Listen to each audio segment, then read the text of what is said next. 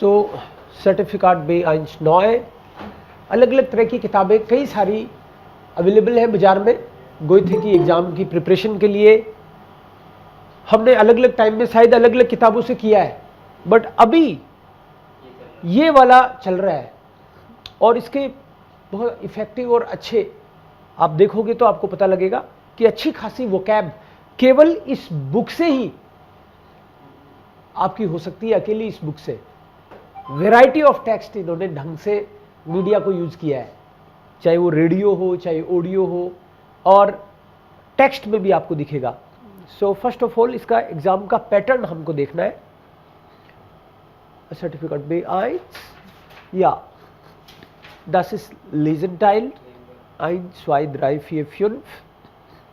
Ich bin ein bisschen erkältet, also ja, bitte versuchen Sie zu verstehen, ja. Ich versuche auch mal klar zu sagen, aber trotzdem, also hier Text Sorte, Sorte का मतलब है type of, किस type का text होगा, उसका type क्या रहने वाला है, और ये Aufgabe क्या होंगे हमारे लिए उन टाइम एंड पॉइंट्स, मतलब नंबर। लेजन का 30 मार्क्स का है, 30 मार्क्स का है। 100 मतलब 30, इसमें 100 है मार्क्स तो, लेकिन 30 क्वेश्चंस आएंगे। 30 जो क्वेश्चंस आने वाले हैं, उन 30 क्वेश्चंस में हम लोग, इसका मतलब ये हो गया 3.3, एक क्वेश्चन जो आपका है 3.3 मार्क्स का हो गया। यही मतलब हुआ इसका, साफ साफ यहां पे दिया हुआ है, लेकिन किस तरह से वो बोनस मार्क्स देते हैं वो भी आपको नीचे दिखेगा। तो टोटल 30 क्वेश्चन होने हैं, उसमें 5 पार्ट में इसको डिवाइड कर रखा है उन्होंने। टेक्स्ट जोरटे आइंस, ein längerer Erzählender Text zum Beispiel Blog-Eintrag, मतलब इसमें ब्लॉग होता है। जनरली कोई बंदे ने नेट पे कुछ लिखा है, उसके ब्लॉग ले लेते हैं ये लोग हमारे लिए। सो ब्लॉग रहता है इसमें जनरली, और हमको रिस्टेश फाल्स करना होता है कि हमारे समझ में आया कि नहीं। क्वेश्चन थोड़े से ट्रिकी, आपको प्रॉपर ढूंढना पड़ता है, उसमें पूरा ही पढ़ना पड़ता है, क्योंकि ऐसे नहीं है कि ऊपर ऊपर से दे दिया नीचे से। आपको क्वेश्चन मिलता है तो पूरा पढ़े बिना आप सारे सॉल्व नहीं कर सकते। ये है टाइल्सवाई साइटुंग्स टेक्स्ट है, न्यूज़पेपर टेक्स्ट, मतलब न्यूज़पेपर की कटिंग मान लो आपकी, वो पढ़नी है आपको। 6 मल्टीपल चॉइस ऑफ गाबन, मल्टीपल चॉइस एबीसी, उसमें से आपको क्रॉस करना होता है। तो एबीसी वाला जो होता है वो थोड़ा सा कई लोगों को अच्छा लगता है कि पढ़ भी लिया और अंदाजा फिर चला जाता है, क्योंकि उन्होंने साफ साफ उनमें से एक आंसर भी तो है, तो एक तो सही आंसर उनमें है ही। तो ये रिस्टेश फॉल्स में आप ही को डिसाइड करना हो रहा है, और यहां पे आंसर आपके सामने है, बट इन 3 में से आपको राइट सेलेक्ट करना है। तो ऐसे 6 क्वेश्चन आते हैं, इधर भी 6 क्वेश्चन है। इधर वाले 6 क्वेश्चन में आपको 2 टेक्स्ट पढ़ने पड़ रहे हैं, और उधर वाला वो एक लंबा सा एक ही है, तो इसमें 2 वैरायटी होगी। सेकंड वाले में स्वाइट साइटुंग्स टेक्स्ट है, थर्ड वाले में सेन अनसाइगन, ये एडवर्टीजमेंट्स है। ये आपको प्रैक्टिकल जर्मन के हिसाब से, आप जर्मनी जाओगे तो सर्वाइव करने में भी हेल्प करते हैं, कि आपको एडवर्टीजमेंट्स पढ़ने हैं। 10 है एडवर्टीजमेंट्स, 7 सिचुएशंस है, एक सिचुएशन का कोई आंसर भी नहीं है, और 6 राइट है इनमें, है ना। 6 के आंसर 10 में से है, तो इसका मतलब है कि लगभग सारे काम में आ रहे हैं। देखो तो आप, तो इसलिए हर एक को पढ़ना जरूरी है, क्योंकि 10 में से 6 आ रहे हैं, बड़ी बात है। मान लो 20 में से 6 होते तो अपन को 20 पढ़ने पड़ते, थैंक गॉड 10 में से ही 6 आ रहे हैं। ये बहुत ही पॉजिटिव बात है आप लोगों के लिए। और 10 मिनट्स का टाइम रहता है, इसमें फटाक से आपको एक नजर निकालनी पड़ेगी। कई बार क्या होता है कि कई लोगों को ये टाइम इनफ नहीं लगता, हमारी अगर प्रैक्टिस नहीं है लगातार पढ़ने की, तो ये टाइम जो है वो कम लगता है। इसलिए आप ये मान के चलो कि यहाँ पे 65 मिनट्स दे रखे हैं, तो आपको 55 मिनट्स में ही पूरा करना है। लास्ट के 10 मिनट्स तो आपको रिवीजन के लिए चाहिए होता है, कि एक नज़र आपको वापस देखनी पड़ जाए मान लो, या फिर कोई शुरू में समझ में नहीं आया था उसको वापस 5 मिनट का टाइम दिया जा सके। तो आपको 55 मिनट्स का मैनेजमेंट लेके चलना पड़ेगा इसमें। सो ये एडवर्टीजमेंट हो गए। फिर फोर्थ जो है वो लेजर ब्रीफ है, सु आइनम थीमा। इसमें आपको लोग किसी पर्टिकुलर टॉपिक पे अपनी माइनुंग देते हैं, अपनी ओपिनियन, कि ये बंदा उसके फेवर में है कि अगेंस्ट है, ये बंदा उसके हक में बोल रहा है कि विरोध में बोल रहा है। ये आपको पढ़ने से पता चल जाता है। इसमें मल्टीपल हिंट्स होते हैं। आपको एक बार समझ में आ गया तो फिर समझ में आने लग जाता है कि यस ये तो है। तो इक्का दुक्का ही कोई ट्रिकी होता है, otherwise most of the time you are right in position या to correct it. Fifth one जो है अनलाइटुंग फॉरश्रिफ्ट। अनलाइटुंग का मतलब है आपको कुछ गाइड किया हुआ होता है। फॉर एग्जाम्पल हाउस ऑर्डनुंग, ये एग्जाम्पल हो गया। हाउस ऑर्डनुंग का मतलब है कि कोई एक बिल्डिंग, उस बिल्डिंग के रूल्स एंड रेगुलेशन क्या क्या है। रूल्स रेगुलेशन, मान लो कोई हॉस्टल है तो कितनी बजे आना अलाउ है, कितने बजे तक बाहर जा सकते हैं, ऐसे। उसमें आप देखोगे तो आपको पता चलेगा हर बार एक पर्टिकुलर इंस्टीट्यूशन के बारे में हो सकता है ये। जैसे किसी लाइब्रेरी को यूज करने के रूल्स एंड रेगुलेशन क्या है, बुक कितनी एक साथ में आप उधार ले सकते हैं, बोरो कर सकते हैं, ये किसी और को कार्ड देना अलाउ है कि नहीं है, कब आके आप ले सकते हैं, कौन से टाइमिंग है जिसमें बुक राइट, कैटलॉग ऑनलाइन मिलेगा कि नहीं मिलेगा, अगर आपने डैमेज कर दिया तो उसके बदले में क्या पे करना पड़ेगा, खुद चिपकाएंगे फाड़ के उसको या उसकी पेनल्टी कुछ होगी। ये सारी चीजें इसमें दी हुई होती है डिटेल में, हर एक चीज, हर एक बिल्डिंग के बारे में। मान लो एग्जाम के हॉल में आप बैठे हो तो क्या रूल्स एंड रेगुलेशन है, ये उसके बारे में डिटेल। तो ऐसे एग्जामिनेशन हॉल हो, चाहे कोई बिल्डिंग हो, कोई पार्क हो, कोई हॉस्टल हो, कोई स्कूल हो, ऐसे उसके बारे में रूल्स रेगुलेशन रहते हैं। उन फियर मल्टीपल चॉइस ऑफ गाबन, इसमें आपको मल्टीपल चॉइस रहती है कि आप उसमें से सेलेक्ट कर सकते हैं।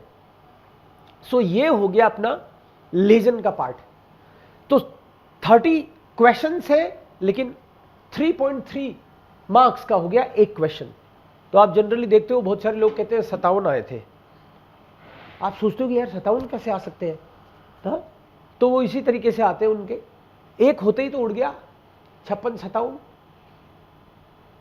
राइट। अब वो 56 क्यों नहीं आए, 57 ही क्यों आए, ये उसका भी तरीका नीचे दे रखा है इन्होंने, वो आपको दिखाता हूं मैं आपको।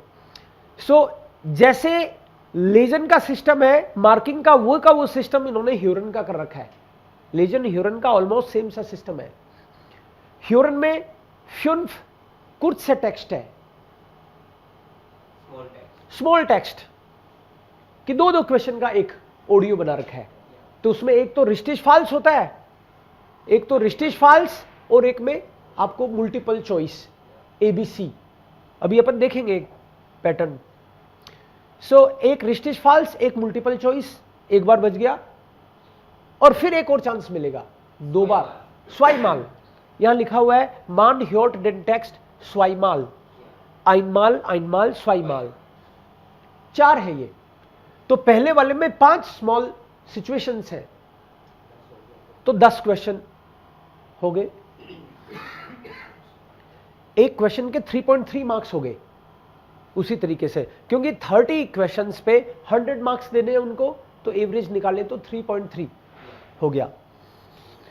ये कुछ से टेक्स्ट है, ये मोनोलॉग है।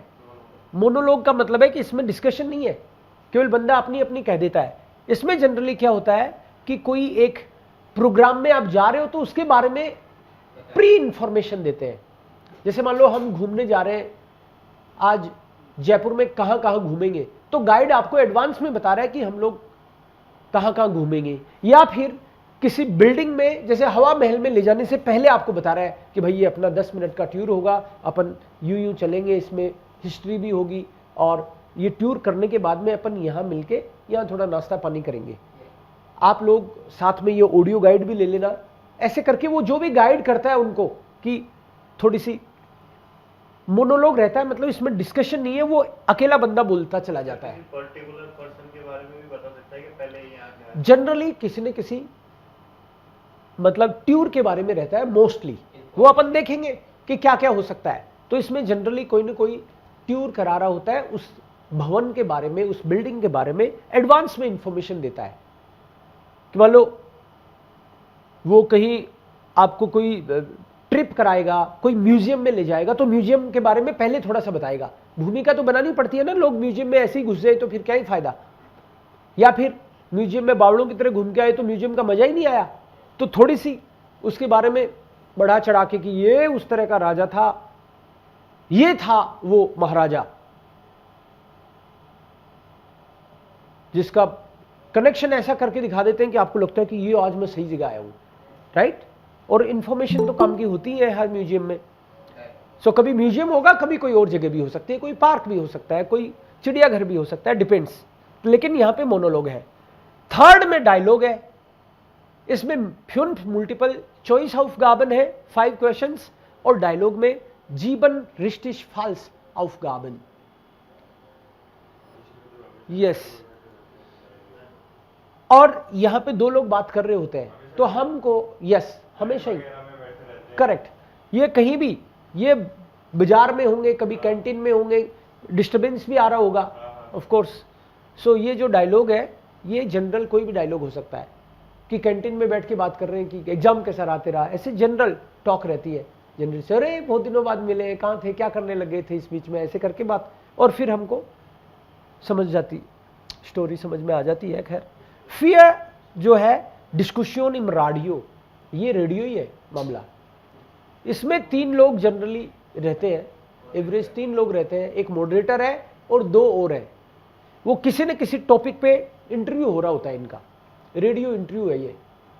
तो टॉपिक पे इंटरव्यू होगा तो कोई बंदा उसके फेवर में बोलेगा, कोई अगेंस्ट में बोलेगा, हो सकता है दोनों फेवर में बोले, राइट। वो तो डिपेंड करता है टॉपिक किस टाइप का है। या फिर ओल्ड एज होम के बारे में डिस्कशन कर रहे हैं तो किसके क्या फायदे हैं, एक नुकसान के बारे में बोल रहा है, कुछ भी टॉपिक हो सकता है वो। जी hören das zweimal und 8 Fragen gibt es da। ये लेजन ह्यूरन के हो गए दोनों का, जो इंस्किजाम्ट 4 मिनटन 40 मिनट्स में ये अपने आप, ये तो अपने हाथ में रहता ही नहीं, एक बार चल गया तो ऑटोमेटिकली है एक के बाद एक, दूसरा, तीसरा, चौथा आता चला जाएगा। 40 मिनट्स में लगभग आप फ्री हो जाएंगे, ये है। अब इनका देखो यहाँ पे जो जोरदार सिस्टम है ये है वो कि कैलकुलेट कैसे हो रहे हैं मार्क्स। कैलकुलेट ऐसे हो, yes please. Sorry to disturb, ऊपर एक लाइन लिखी हुई है प्लस 5 मिनटन फ्योर देन आंटवोगन, सो आंसर शीट में डालने के लिए 5 मिनट इसके एक्स्ट्रा मिलते हैं, राइट? हाँ करेक्ट, ओके सर। 40 + 5 होगा। यस, ये वाले 40 मिनट्स हैं लगभग। इसके अलावा 5 मिनट्स हैं वो आपको अपनी अनपोर्ट बोगन में क्रॉस करके, क्योंकि ये आपने सुना, फिर आपको एक OMR सीट जैसा मामला है उसको क्रॉस करने के लिए 5 मिनट।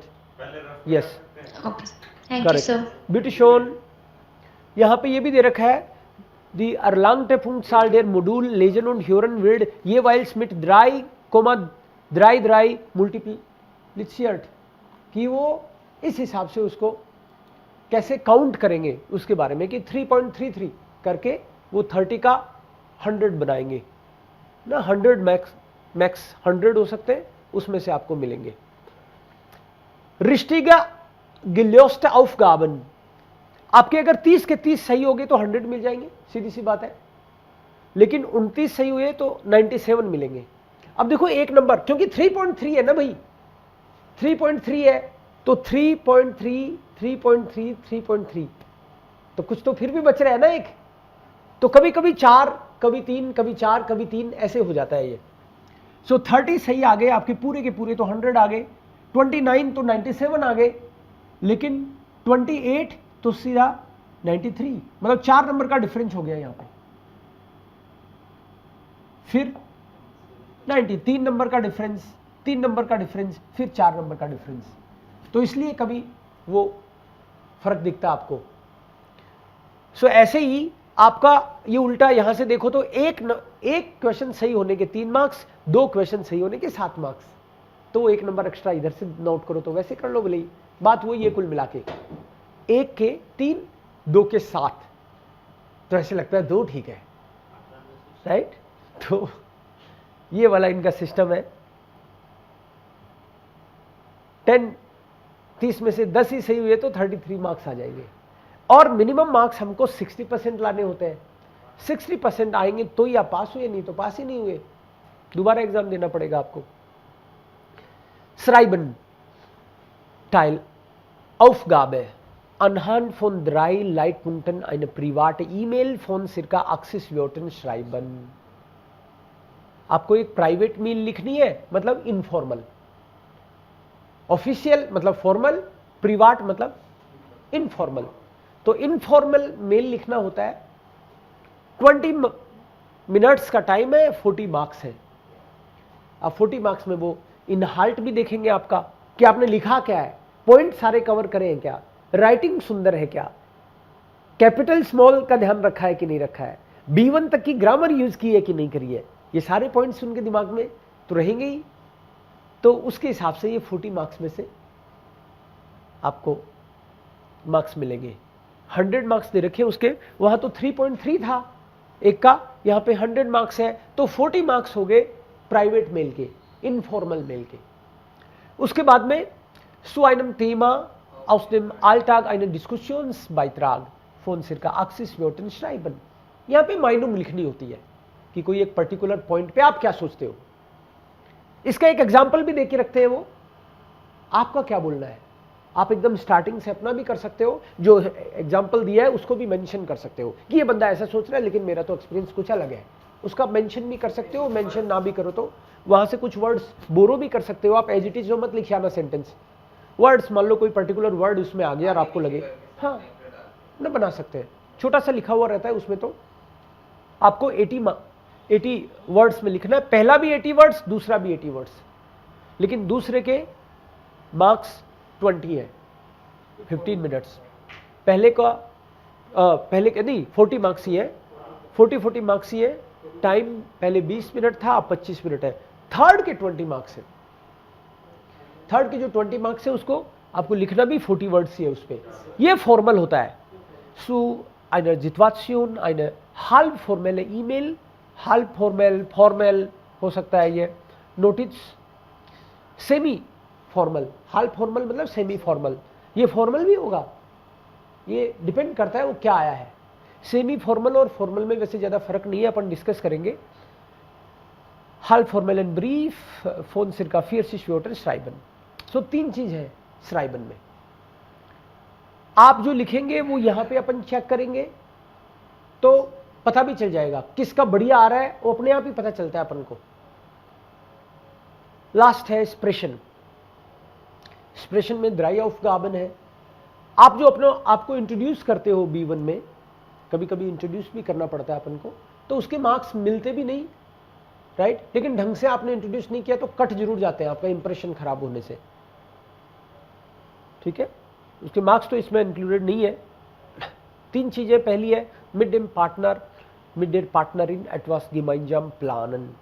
ये डायलॉग है मिल के पार्टनर के साथ, पिंग पोंग कौन स्टार्ट करता है। अब इसमें ये सारी चीजें देखी जाती हैं कि आप सोच रहे हो मैं थोड़ा शर्मा लेता हूँ, वो शुरू कर देगा, अपने क्यों पंगा ले।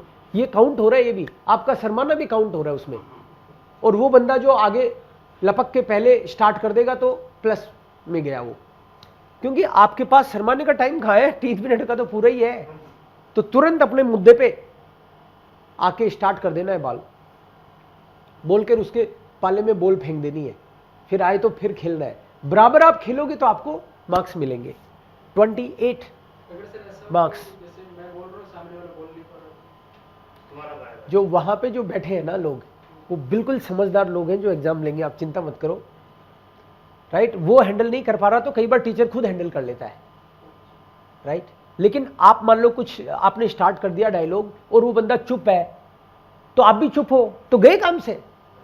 आपको थोड़ी चुप होना है, आप उसको वापस से दूसरे शब्दों में लेके फिर से बोल, मान लो बॉल फेंकी, वो उठा ही नहीं रहा तो उठा के एक बार लेके फिर फेंको बॉल को, मतलब उसको हेल्प करने का नजरिया रखो, फिर से समझाने की कोशिश करो। Also wir haben, right, mit dem Thema begonnen, das ist die Situation. Jetzt sag bitte, was denkst du daran? Wie findest du meine Idee? अपने शब्द उसके मुंह में डालने की कोशिश करो, कुछ तो बोले। और फिर भी वो चुप ही है, सुनना है एकदम से, तो टीचर को भी तो दिख रहा है ये कि ये तो तैयार है, और फिर आपको लगे कि नहीं उधर, अब वो वाले बंदे आप मत बन जाना, राइट। मान लो आप अगर कोशिश कर रहे हो और वो नहीं बोल रहा, तो आप मैडम या सर जो भी है उनको आप कॉन्फिडेंटली बोलो कि können wir den Dialog bitte führen? Vielleicht hat mein Partner das nicht verstanden. Können wir bitte den Dialog führen? तो टीचर को अपने आप ही पता लग गया कि यार अपने क्यों पंगे लेते हैं, या फिर वो ले गया तो बढ़िया है ना, आपको मौका मिल गया। वो नहीं कर पा रहा तो टीचर करेगा आपके साथ डायलॉग, आपका हक है, लेकिन आप पहले उसी को बुलवाओ, उसी को मैदान में लाओ, क्योंकि तुलना तो उससे होनी है, टीचर से भी। अगर वो नहीं कर रहा तो टीचर को बोलो, आप बिना बोले आ जाओगे तो फिर मार्क्स थोड़ी मिलेंगे। आप मन में ही सोच रहे हो कि बढ़िया ये नहीं बोले अपने तो मिल जाएंगे, अपन टीचर से क्यों पंगा ले, तो वो आपका नुकसान में है वो बात। अब चुपचाप बच के आ जाओ और सोचो कि मार्क्स मिल जाएंगे, नहीं मिलेंगे। ein Thema präsentieren, ये अपना मेन जो स्टाम्टिस थीमा का जो अपन ने प्लान किया वो ऐसे ही कि बार बार बोल बोल के कुछ चीज़ें तो वैसे तैयार हो जाए, वही मकसद रहता है इसका अपना। सो 3 मिनट प्रो कैंडिडेट, तो 3 मिनट आप बोलोगे, वो क्वेश्चन पूछेगा, फिर 3 मिनट वो बोलेगा, आप क्वेश्चन पूछोगे। तो ये जो क्वेश्चन पूछा पाछी हो रही है ना, क्वेश्चन पूछने का काम हो रहा है उसके, यहाँ पे देखो 16 मार्क्स, और फिर यहाँ देखो ये 16 मार्क्स उन्होंने आउस्प्राख और इंटोनेशन के भी जोड़ रखे, कि आपने बोलते टाइम पे जर्मन को जर्मन की तरह ही बोला है ना, आपने क्वेश्चन, आपका टोन किस तरह का था, कि क्वेश्चन जब पूछा आपने तो क्वेश्चन की तरह ही था ना टोन, एक्सप्रेशंस कैसे थे आपके, आपने CH को ख बोलना था, वहां ख ही बोला है ना। तो आउस्प्राख और इंटोनेशन इसके हैं 16 मार्क्स, तो और वो 16 मार्क्स है क्वेश्चन पूछने के और जवाब देने के। तो ऐसे आपको अपना थीमा प्रेजेंट करना होता है, तो इसके भी बाकायदा 100 मार्क्स। ये तो हो गया प्रीफुंक्स-थीमा। इससे रिलेटेड कोई क्वेश्चन हो तो अभी एक बार पूछ सकते हैं, फिर हम एक पैटर्न देखेंगे। ये तो क्लियर हुआ मार्क्स कैसे आते हैं। अब जब क्वेश्चन आप पूछ रहे होते हैं तो आप एक्चुअली वो पूछ रहे होते हैं जो उसने बोला नहीं।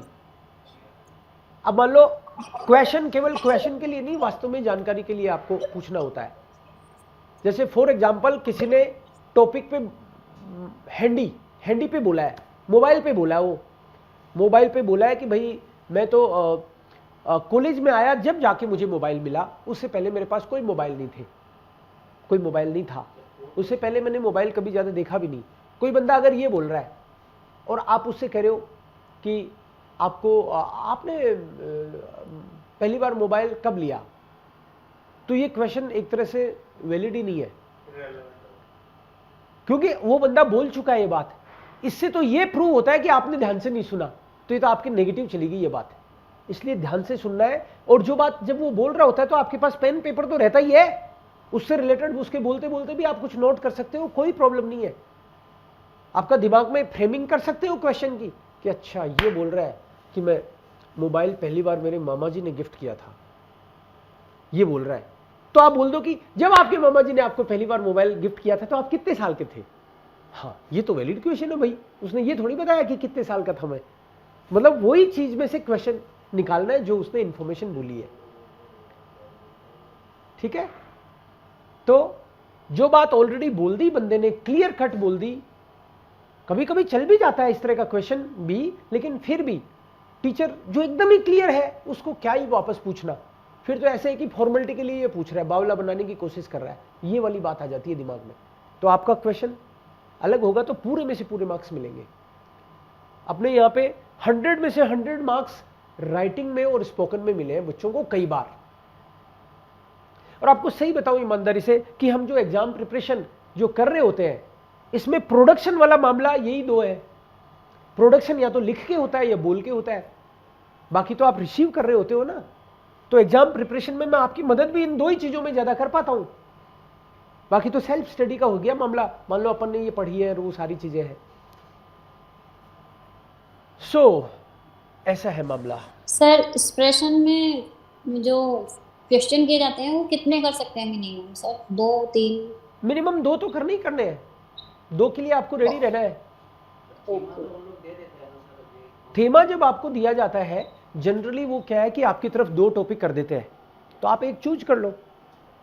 ऐसा भी हो सकता है आपको एक ही दिया जाए, आप ले लो। दो तो देते हैं। जनरली 2 देते हैं, 2 आपकी तरफ करते ही है, लेकिन कभी मान लो एक ही करे, और मान लो आपकी तरफ एक ही किया और आपको पता चल गया कि इसमें तो मेरे को कुछ ही नहीं आ रहा।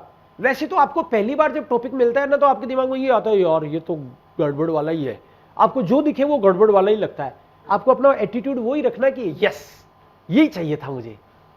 जब आप 10, 20, 50 पे बोल चुके तो वही आएगा जिस पे आप बोल चुके हो। लेकिन फिर भी आपको लगे कि नहीं ये तो कुछ और ही चीज आ गया, शोन हाइट इडोल है, ये तो यार बस का नहीं है अपने, तो तुरंत वहीं बोल दो कि खानिस बिटे नोकमाल्स या जो ein anderes Thema nehmen, वहीं बोल दो। आप मन में मत रखो, बाद में घुटते रहोगे। जनरली 2 करते हैं, तीसरा मत मांग लेना, तीसरा नहीं देंगे वो। जनरली 2 करते हैं तो आपको एक चूज करना होता है। 2 में आप देख लो ये ठीक है, इस पे मैं पहले भी बोल चुका हूं, पढ़ चुका हूं, तो उसको ले लो आप तुरंत। ठीक है, जनरली 2 दिखाते हैं आपको, हो सकता है एक भी दिखाएं किसी केस में। ठीक है, सो ये लीजन का एक फर्स्ट वाला है। हो सकता है कई लोगों ने कर भी रखे होंगे। आज मैं वैसे लीजन की बात नहीं करने वाला हूं, आज हम लोग कुछ एक्सप्रेशन का और श्राइबन तक ही बात करेंगे। बट सर या बेटा सर जैसे वो पेज देते हैं जिसमें एक टॉपिक होता है, थेमा होता है, मानो जैसे हमें वो वर्ड समझ में नहीं आया और हम दूसरा नहीं मांगे और दूसरा भी मांगे वो भी नहीं आया बाई चांस, तो हम उसको उस वर्ड को एज ए वर्ड ही लेके पूरा थेमा तैयार कर देगा कि हाँ ये बहुत अच्छा है, इस बारे में उस वर्ड को वर्ड ही लेके चलेगा। अगर नहीं समझ में आया तो उस टाइम नहीं कर पाओगे। आप बावले समझते हो क्या टीचर्स को? मतलब आपको समझ ही नहीं आया और आप 3 मिनट बोलिए होगे उस पे, इतने फिर तेज इसका तो क्या नहीं होंगे करेंगे आप। सर? जैसे क्या तो इसको कैसे रेडी करेंगे फिर, मतलब ये चीज ऐसा होगा ही नहीं, आप इतने बावड़े हुए ही नहीं, आप बिल्कुल समझदार हो आदमी।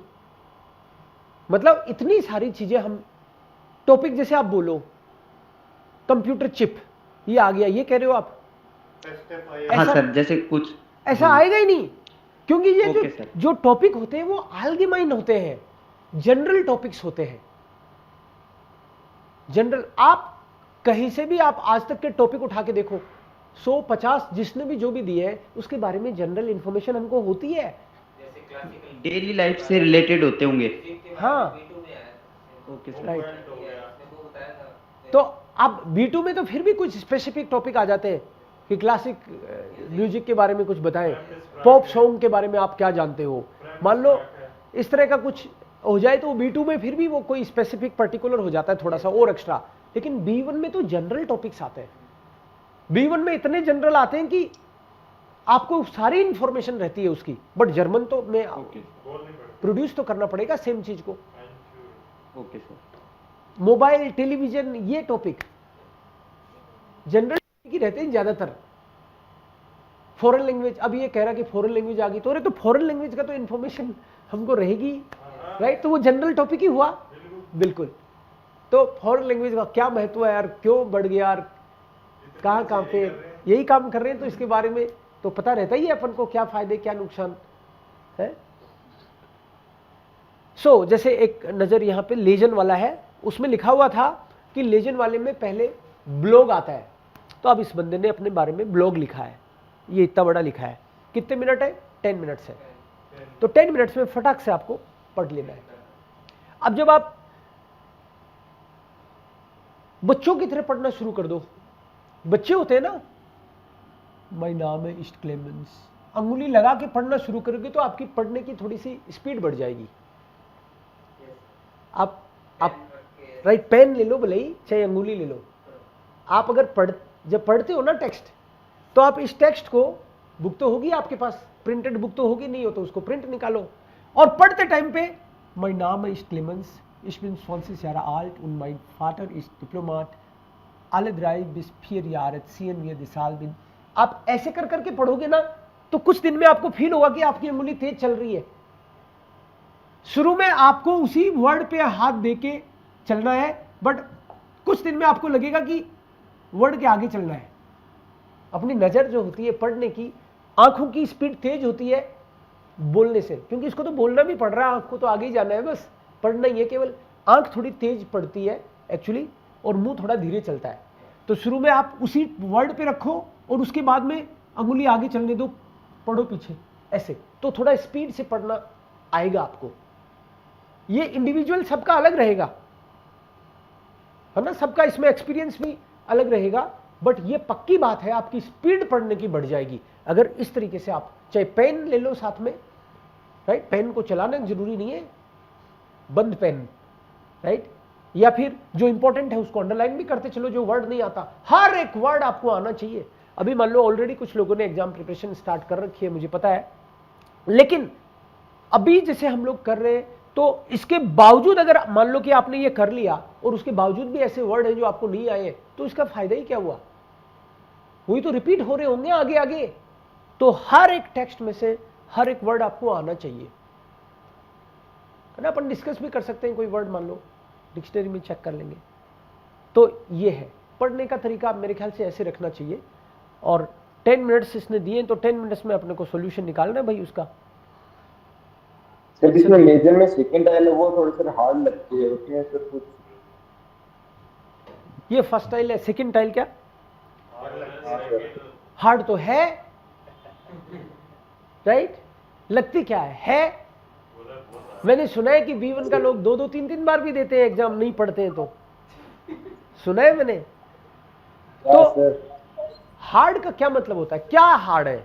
हार्ड क्या है? मतलब वर्ड नहीं है आपको। देखो मैं इतनी बात कह सकता हूं कि B1 आपने किया है, एटलीस्ट मान लो आपने यहां से किया है, तो कोई ग्रामर ऐसी हो नहीं सकती जो आपको आती नहीं हो।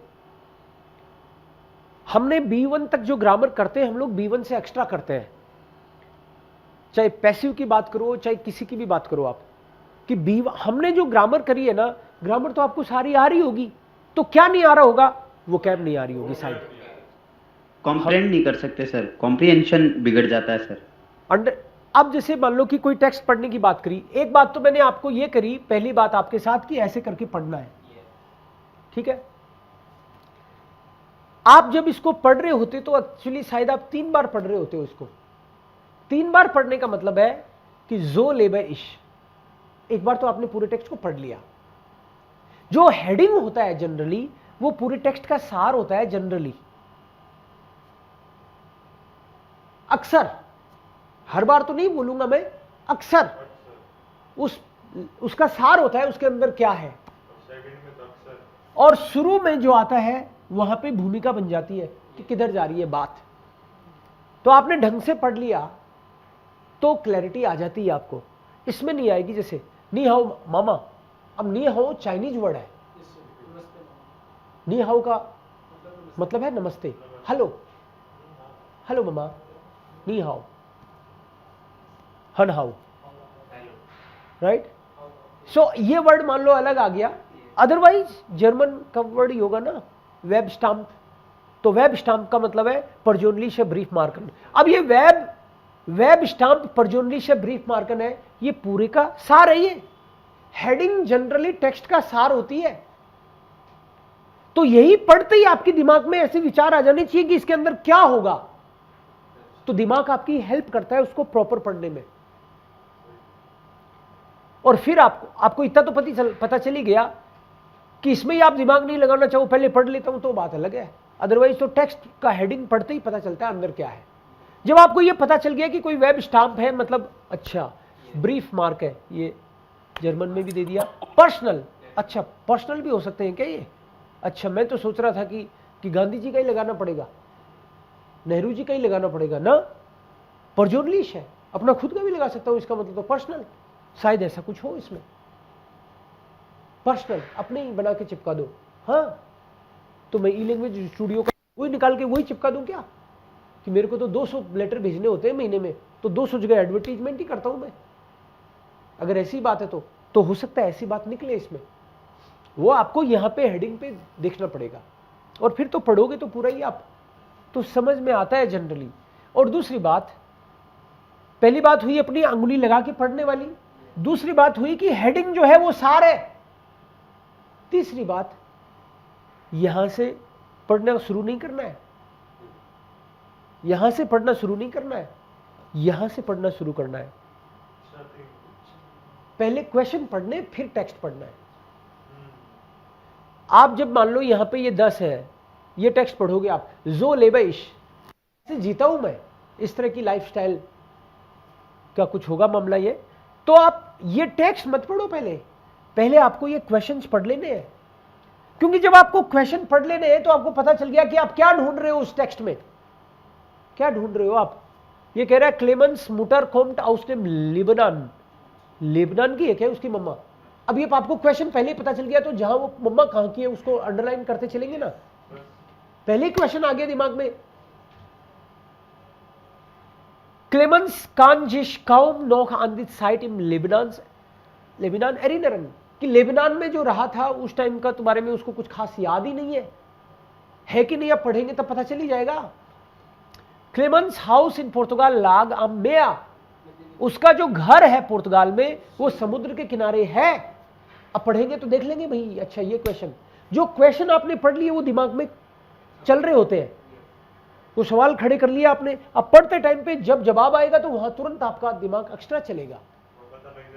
यस, हाँ, क्लेमेंस बेजुक्ट है, इंग्लिश स्प्राखिकन किंडरगार्टन, अच्छा इंग्लिश इंटरनेशनल स्कूल में एडमिशन लिया है इसने, इसका मतलब ओके, लिया है कि नहीं लिया है वहां पता चलेगा। इन बर्लिन वोंटा क्लेमेंस बिस्सू जाइनम जिप्टन लेबनस्यार, 7 साल का था जब तक रहा था क्या। क्लेमेंस माइंड एस्किप्ट ग्रोस है unterschied है zwischen बर्लिन और न्यूयॉर्क, न्यूयॉर्क और बर्लिन में तो बहुत फर्क है, तो वो बोलता है फर्क बताता है तो रिश्टिश, कहता है कोई फर्क नहीं है तो फाल्स।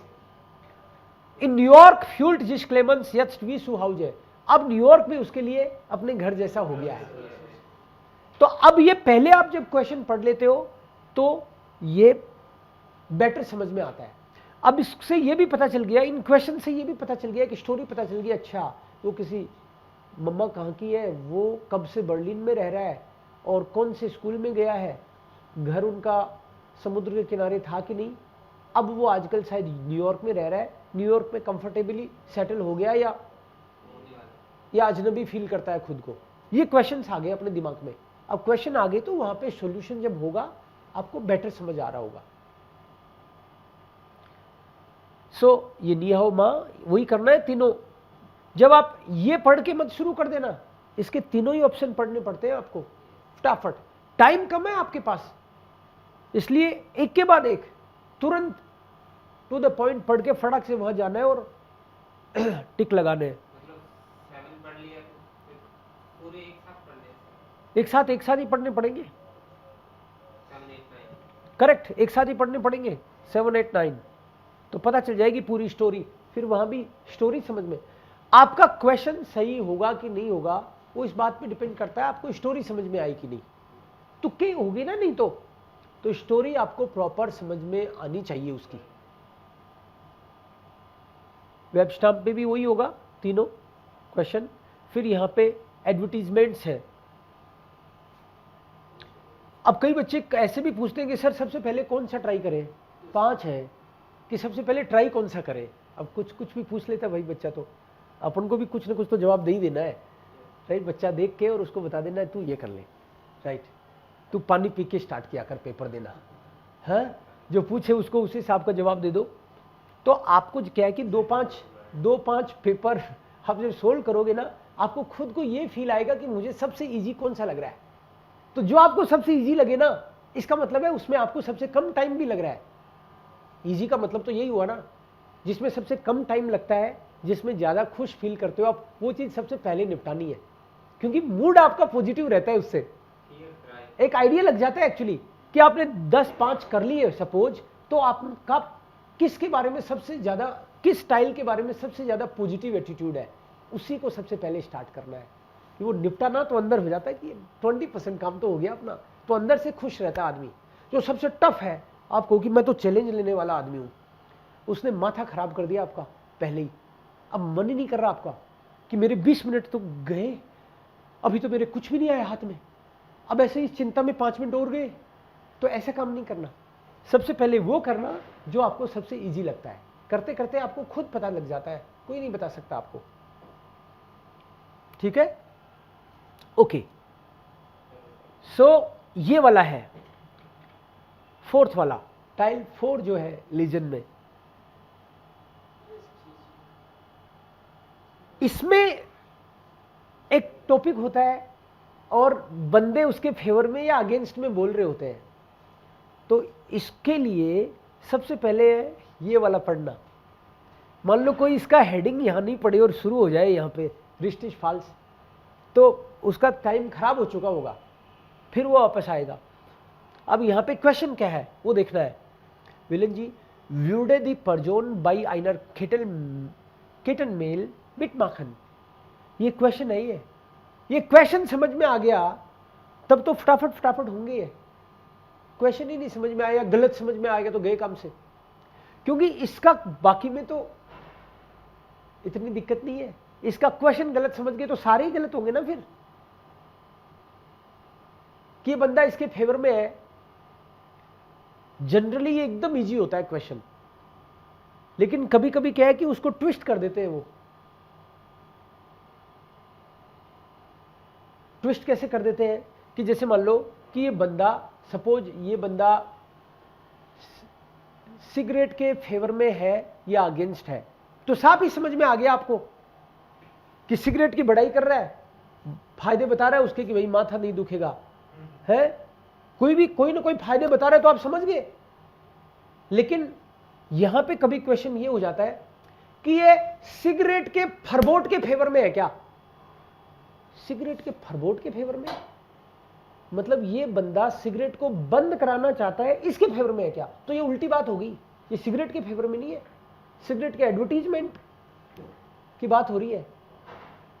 सिगरेट के एडवर्टीजमेंट के अगेंस्ट है कि फेवर में है। तो इस तरह से कुछ ट्रिकी कभी कभी होता है। तो पहले, सबसे पहले ये क्वेश्चन यहां पे देखना है और फिर एक के बाद एक आपको आइडिया मिल जाएगा। मल्टीपल हिंट मिलते हैं इसमें। सबसे अच्छी बात यह है कि इसमें जैसे मान लो एक बार ही नहीं, 2-3 बार ऐसे हिंट रहते हैं इसमें, कि एक बार यहां मना कर दिया, फिर आगे नीचे दोबारा मना कर रहा होता है इसमें। तो आप समझ जाते हो कि हाँ यार, वो पहले भी एक बार लगा था मुझे मना कर रहा है और यहां भी मना कर रहा है। हाँ, तो 9 अगेंस्ट जा रहा है तो 9, उसके फेवर में जा रहा है तो या, अकॉर्डिंगली हम लोग करते हैं। तो इसमें भी ये 5th वाला आ गया। इस 5th वाले को कई लोग कहते हैं कि सबसे टफ, हमको तो ये लगता है 5वीं के लिए इसका नाम लगा देते हैं कि ये है सबसे टफ। ये टफ एक्चुअली इसकी वोकैब जो होती है, ये वाला हम लोग इजीली हैंडल तो नहीं कहूंगा मैं कि वोकैब तो लर्न करनी पड़ेगी, लेकिन ये पक्की बात है कि जैसे मान लो एक आ गया और इसकी सारी आपने हैंडल कर ली वोकैब, तो बहुत सारी वोकैब इसमें रिपीट होती है। इसको हैंडल करने का तरीका एक है कि आपने अगर सिनोनिम्स लर्न कर लिए, कुछ 50 एडजेक्टिव के सिनोनिम्स कॉमन, एकदम कॉमन है उनके, जैसे गूठ, काउफन, वर्ब आ गई तो 50 एक वर्ब, 100 एडजेक्टिव, नहीं 50 एडजेक्टिव, 50 वर्ब और 100 नाउन। जनरली इनके आपको अगर मल्टीपल सिनोनिम आते हैं तो आपको ये इजी लगने लग जाएगा। जैसे मान लो जनरल वर्ब क्या होती है?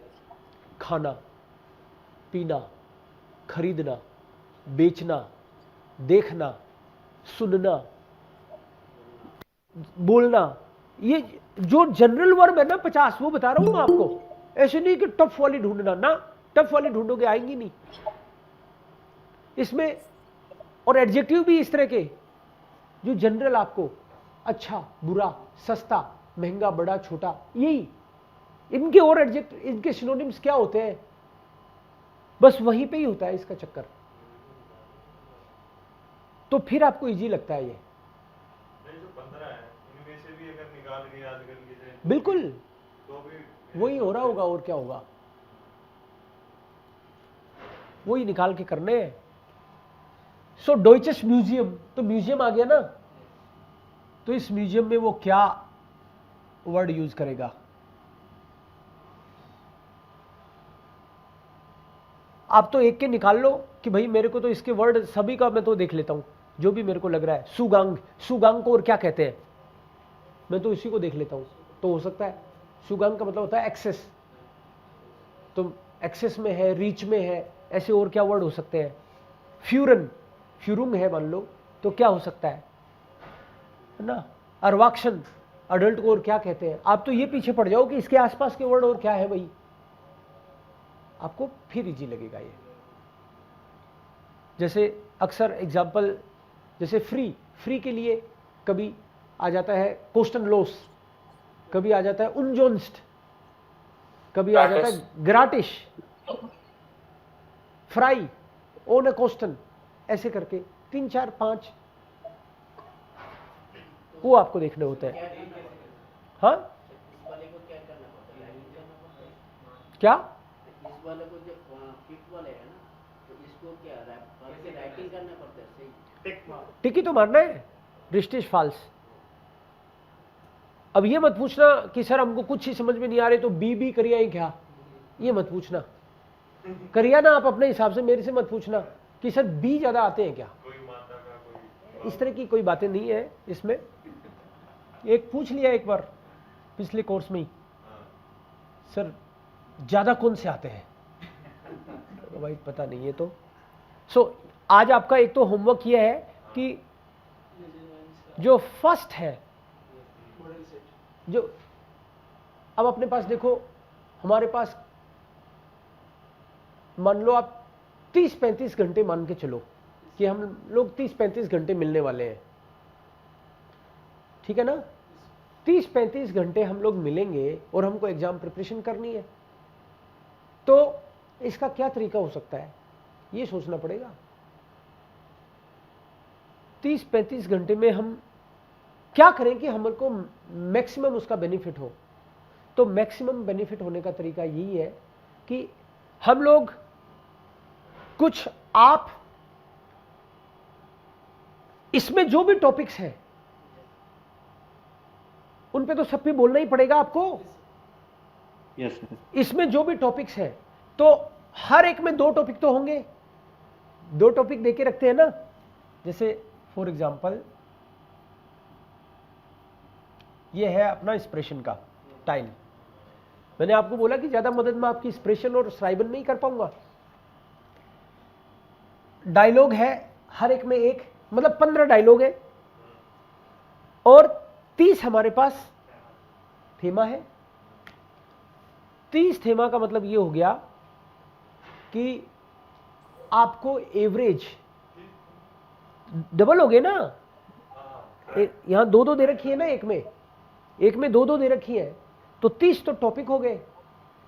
केवल इन्हीं को करते हैं तब की बात बता रहा हूं, इसके अलावा भी करना चाहोगे आप। सर माइनुंग भी तो होता है। माइनुंग राइटिंग में होता है, थीमा होता है ना उसमें, वो तो थेमा का बीच में ही होता है, वो तो इसी में है। माइनुंग भी ये आ रहा है ना, माइनुंग इसी में, पार्ट है वो इसका पार्ट है, प्रेजेंटेशन का पार्ट है कि आपको अपनी ओपिनियन भी देनी है। तो बेस्ट क्या तरीका हो सकता है, मेरे ख्याल से ये हो सकता है कि जब हम लोग डायलॉग, रोज सबके थीमा भी नहीं सुने जा सकते यहां, आप मानते हो प्रैक्टिकली ये बात है ही नहीं। आपके लिए सबसे बेहतर उपाय यह है कि जो स्टाम्टिश का जो है टॉपिक, मैं आप अपने अपने सोर्सेज से, आपने यही थोड़ी और भी पेपर देखे होंगे, आप लिस्ट बनाओ कि जिसमें कुछ तो टफ वाले टॉपिक होंगे, कुछ एकदम सिंपल वाले होंगे। हम लोग टफ वाले टॉपिक हैं उनको तो स्टाम्टिश में ले। देखो मैं आपको बताऊं बात, टफ वाले टॉपिक है उनको तो स्टाम्टिश में ले, वहां पे अपना गला साफ करें और वहां पे स्टाम्टिश में आते ही हैंड रेज कर देना है ताकि आपका नंबर आ जाए। और इजी वाले टॉपिक है उनको यहां पे बोले, यहां पे बोलने दूंगा तो मैं 3 मिनट से ज्यादा का टाइम दूंगा नहीं, अलार्म लगाऊंगा मैं तो यहां पे कि 3 मिनट होगी तो उसको बोलूंगा कि हो गया आपका, बस, ताकि फालतू बातें करने का टाइम नहीं है अपने पास, 3 मिनट ही वो बोलने देंगे। तो यहां पे आपको टाइम के हिसाब से 3 मिनट यहां बुलवाया जाए। और रैंडम जो लोग सिंसियरली रोज आ रहे हैं वो बोल लेंगे, नहीं आएंगे वो तो अगली बार कभी देखेंगे, ठीक है ना। तो यहां पे जैसे 3 मिनट का आपको टाइम मिल रहा है तो तैयारी करके आना और हैंड रेज कर देना, हर किसी को मौका मिले। मैं ये भी कोशिश करूंगा कि सबको मौका मिल जाए। तो 3 मिनट चुपचाप रोज। अब जैसे ये बोलने की बात आएगी, हम थीमा की बात कर रहे हैं, अभी स्पोकन की बात कर रहे हैं, ठीक है ना। तो अभी डायलॉग आज भी अपन अभी करके देखेंगे। पहले पैटर्न एक बार दिखाना जरूरी था, क्योंकि कोई बंदा ऐसा भी हो सकता है जिसको ये पता नहीं हो चीजें, इसलिए मैंने पैटर्न दिखाया था कि एक्सप्रेशन में जैसे मान लो डायलॉग है तो कुछ लोग डायलॉग में आपके पास कुछ फिक्स एक्सप्रेशन है तो हम लोग ग्रुप बना लेते हैं, ग्रुप तो बना हुआ है ही आपका, तो उसमें आप कुछ पर्टिकुलर बढ़िया बढ़िया एक्सप्रेशन ग्रुप में डाल दो। अपनी ऐप में भी पढ़ा होगा कि ये वाले डायलॉग अपने लिए वो चैलेंज होगा कि जब आप डायलॉग कर रहे हो तो आप घिसा पिटा वो 3 ही वर्ड बोल के पूरा कर रहे हो अपनी, या फिर आप क्रिएटिव तरीके से उसको ले रहे हो। पहली बार होगा अभी तो एक बार डायलॉग होगा, समझो वो पहली बार हो रहा है। अब किसी ने अपना मान लो बंद कर रखा है, द्वार ही पट्टा ही बंद कर रखा है कि मेरे को तो ये 3 लाइन बोल के फ्री होना है, तो वो नहीं सीखेगा। यहां पे सीधी सी बात है। आप ये देखना कि जब डायलॉग हो रहा है तो कौन बंदा क्रिएटिव तरीके से हर बार अलग कोशिश कर रहा है। जब आप बोल रहे हो तो आप फिक्स एक्सप्रेशन फेस्ट फरबिंडुंगन,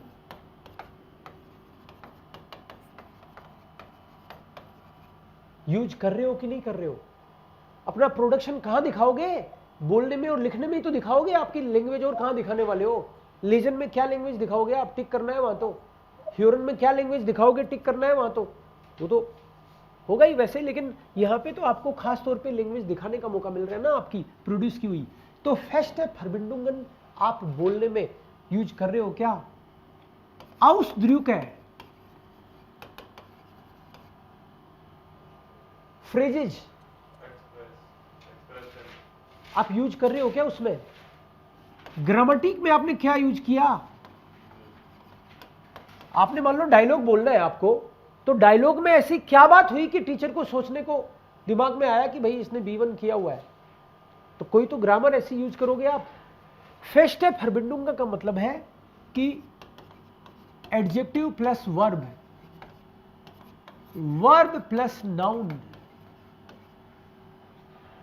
ठीक है ना। एक तीसरी चीज, एडजेक्टिव वर्ब का फिक्स कॉम्बिनेशन होता है, वर्ब और नाउन का फिक्स एक preposition fix, verb plus prepositions. कौन सी ऐसी है, वास डेंग्स टू दरान। तो जैसे ही आप बोलोगे वास डेंग्स टू दरान तो टीचर काउंट करता है, वहां लिख रहा होता है, उसका पेन चलता है। आप देखना कभी भी, और आप कोई मॉक इंटरव्यू भी देखोगे गोई थे के, तो वहां उनका पेन चल रहा होता है कि वो टिक कर लेते हैं कि इसने फेस्ट फरबिंडुंग यूज कर लिया है, टिक। इसके मार्क्स देने हैं अपन को, क्यों बाद में तो भूल जाएंगे ना। बोल रहा है उसी टाइम पे टिक कर रहे होते हैं ये, हाँ इसने B1 की ग्रामर यूज कर ली है, ठीक है। औशप्राक है कैसा, ठीक था इसका औशप्राक है, ठीक है। इन हार्ट बात उसी मुद्दे पे ही की है ना, हाँ मुद्दे पे ही की है, ठीक है। ऐसे वो टिक कर रहे होते हैं। तो इन हार्ट की जो टॉपिक था वो आप समझ गए क्या। इसका मतलब ये होता है फर्स्टांडन, और नहीं तो इसको समझ ही नहीं आया वो लिख लेते हैं निष्ठ फर्स्टांडन।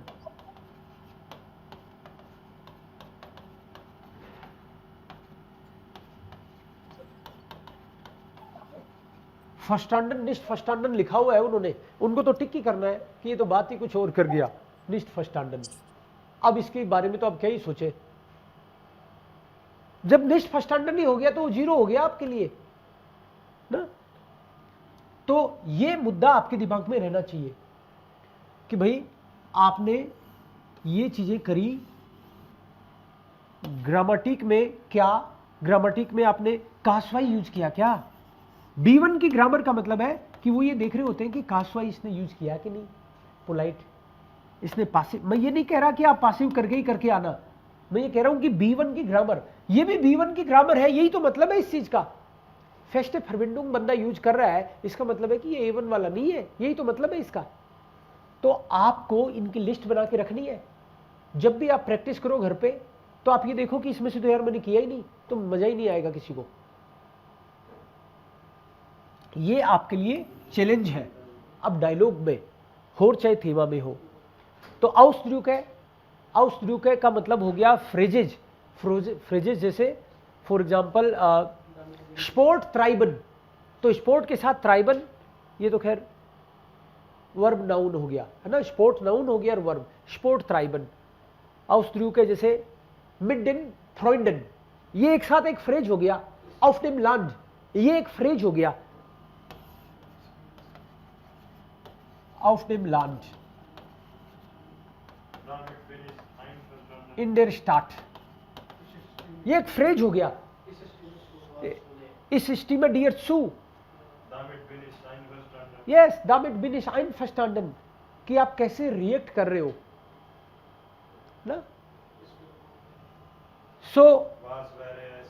वी वेरे एस, Wie wäre es? वी वेरे एस, Wie wäre es? तो इस तरह की आपको लिस्ट बनानी है। वी Lass uns doch. क्या Lass uns doch. Lass uns doch, let us meet, lass uns doch am Wochenende treffen, ऐसे। तो ये जो है आपके, और क्या क्या जब आप बोलोगे तो मैं भी कुछ कुछ चीजें नोट करके बताने की कोशिश करूंगा आपको, लेकिन आप क्रिएटिव रहने की कोशिश करना। ये नहीं कि एक रट लिया मैंने तो अब इसी से काम चलाऊंगा जिंदगी भर, गड़बड़ हो जाएगा उससे। आपको अपनी ग्रामर दिखानी है, आपको अपनी वोकैब दिखानी है। डायलॉग करते हैं तो कितने वर्ड्स की गुंजाइश रहती है, 50 से। तो फिक्स एक्सप्रेशन लिख ही लो, और फिर आप ये देखो कि इनमें से यूज कौन सा किया मैंने।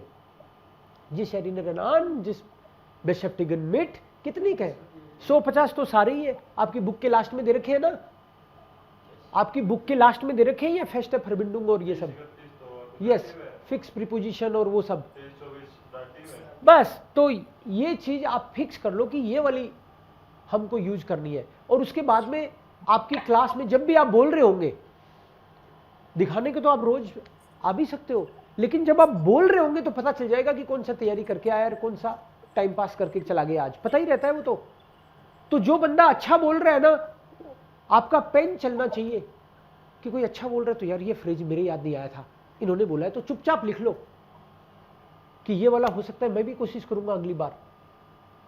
आप मेरे से जितना सीखोगे ना, उससे ज्यादा आप अपने साथ वालों से सीखोगे कि वो किस हिसाब से स्टार्ट कर रहे हैं।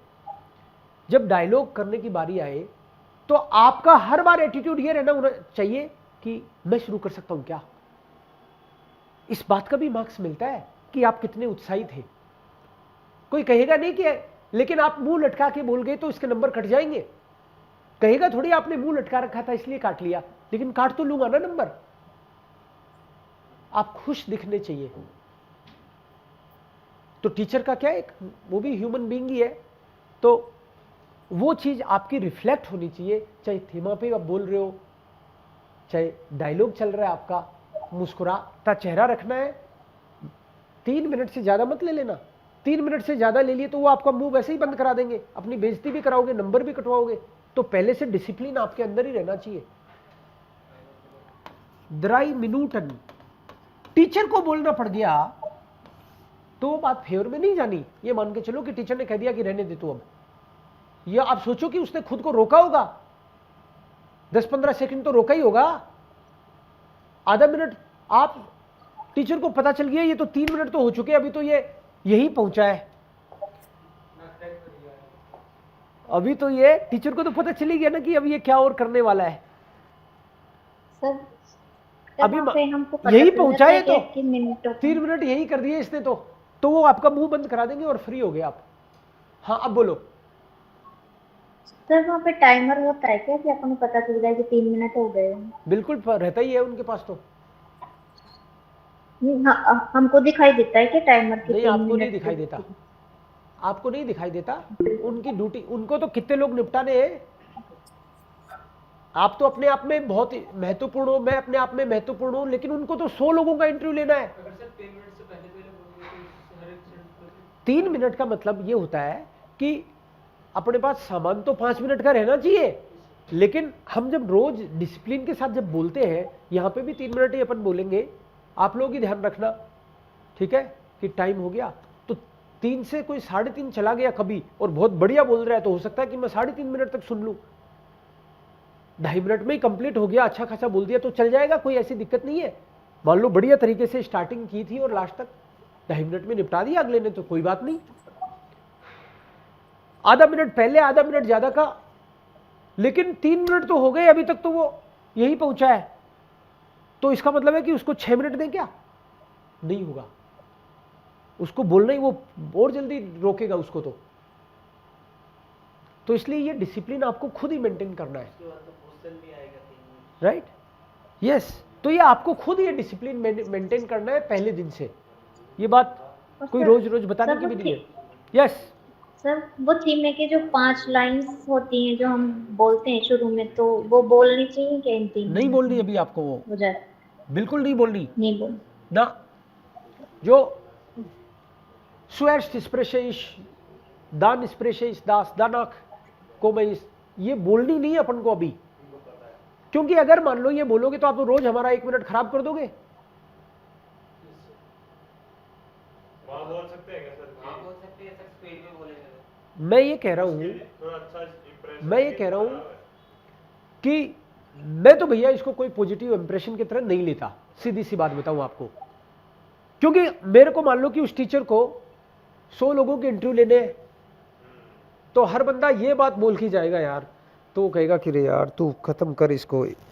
हाँ, वो 1 मिनट का बोल दोगे अब तब तो वो अलर्ट होगा, क्योंकि उसको तो पता ही है कि ये टाइम वेस्ट करते हैं।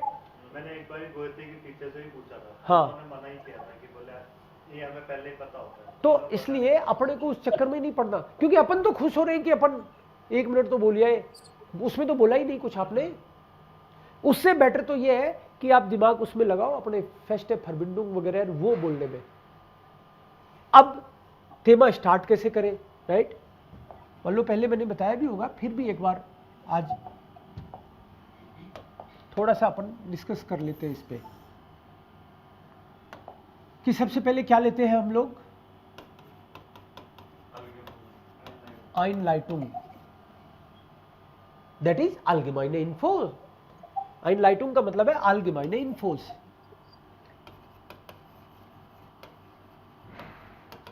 allgemeine Infos, जो आप वो बोलते हो ना कि zuerst spreche ich, तो आप ये सारा एक साथ मत बोलो, आप यही बोल दो zuerst spreche ich और फिर शुरू ही कर दो उसको, खेल को खेलना ही शुरू कर दो। ऐसे नहीं कि पहले ये खेलूंगा फिर ये खेलूंगा फिर ये खेलूंगा फिर वहां जाके फिर ये खेलूंगा फिर ये खेलूंगा फिर लास्ट में ये खेल लूंगा, तो अपना खेलना ही शुरू कर दो सीधा ही। एक्चुअली क्या है कि 3 मिनट का टाइम है कम, अन्याय कर रहे होते हैं अपन, 1 मिनट ऐसे खराब कर देते हैं ना, तो हम खुद के साथ इनजस्टिस कर रहे होते हैं। 1 मिनट तो 2 मिनट में क्या बोल लोगे, तो इसलिए उस चक्कर में नहीं पड़ना। तो allgemeine Infos में जो कि आपका इंट्रोडक्शन है टॉपिक का, तो इसमें आप जनरल इंफॉर्मेशन, कोई आपने रिपोर्ट पढ़ी हो, कोई आपके पास स्टैटिस्टिक हो, कोई मुहावरा हो, कहावत हो,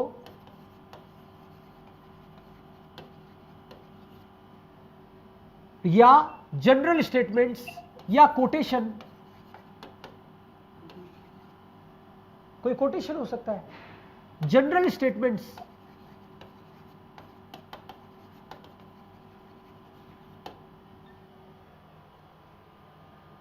कि ये है क्या चीज, या उसकी डेफिनेशन, डेफिनेशन ही बोल दो और कुछ नहीं समझ में आ रहा तो, या फिर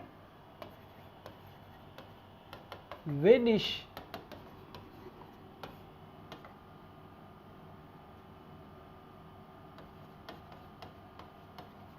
स्प्रेशे जेहे इश, wenn ich über Handy spreche, sehe ich Smartphone, ich sehe Menschen, sie eigentlich immer mit dem Handy beschäftigt sind। अब थीमा आ गया तो कि जब मेरे को कोई स्मार्टफोन की बात करता है तो मेरे को लोग दिखते हैं, मेरे को मेरे 2.5 साल का बच्चा भी दिखता है, वो भी मोबाइल में बिजी हो रखा है, तो मुझे तो वो दिखता है ना, तो वो बात बोलूंगा मैं। ऐसे भी स्टार्ट कर सकते हैं, ये एक तरीका हो गया। अलग अलग तरीके से स्टार्ट करेंगे आप लोग कि और नहीं तो व्हेन इज यूवर, इस टॉपिक की बात करता हूं तो मुझे तो ये दिखता है। मान लो टॉपिक आ गया yoga, when is your the theme yoga स्प्रेश है जे इज ऑटोमेटिक 1000 डिमेंशन जी jeden Tag yoga machen. Ich habe mal viele solche Programms besucht. Yoga spielt, ja, Yoga spielt eine große Rolle im Leben. Das ist jetzt Alltag geworden. Millionen Menschen machen Yoga jeden Tag. Es gibt vielleicht auch Millionen Yoga-Clubs in Indien.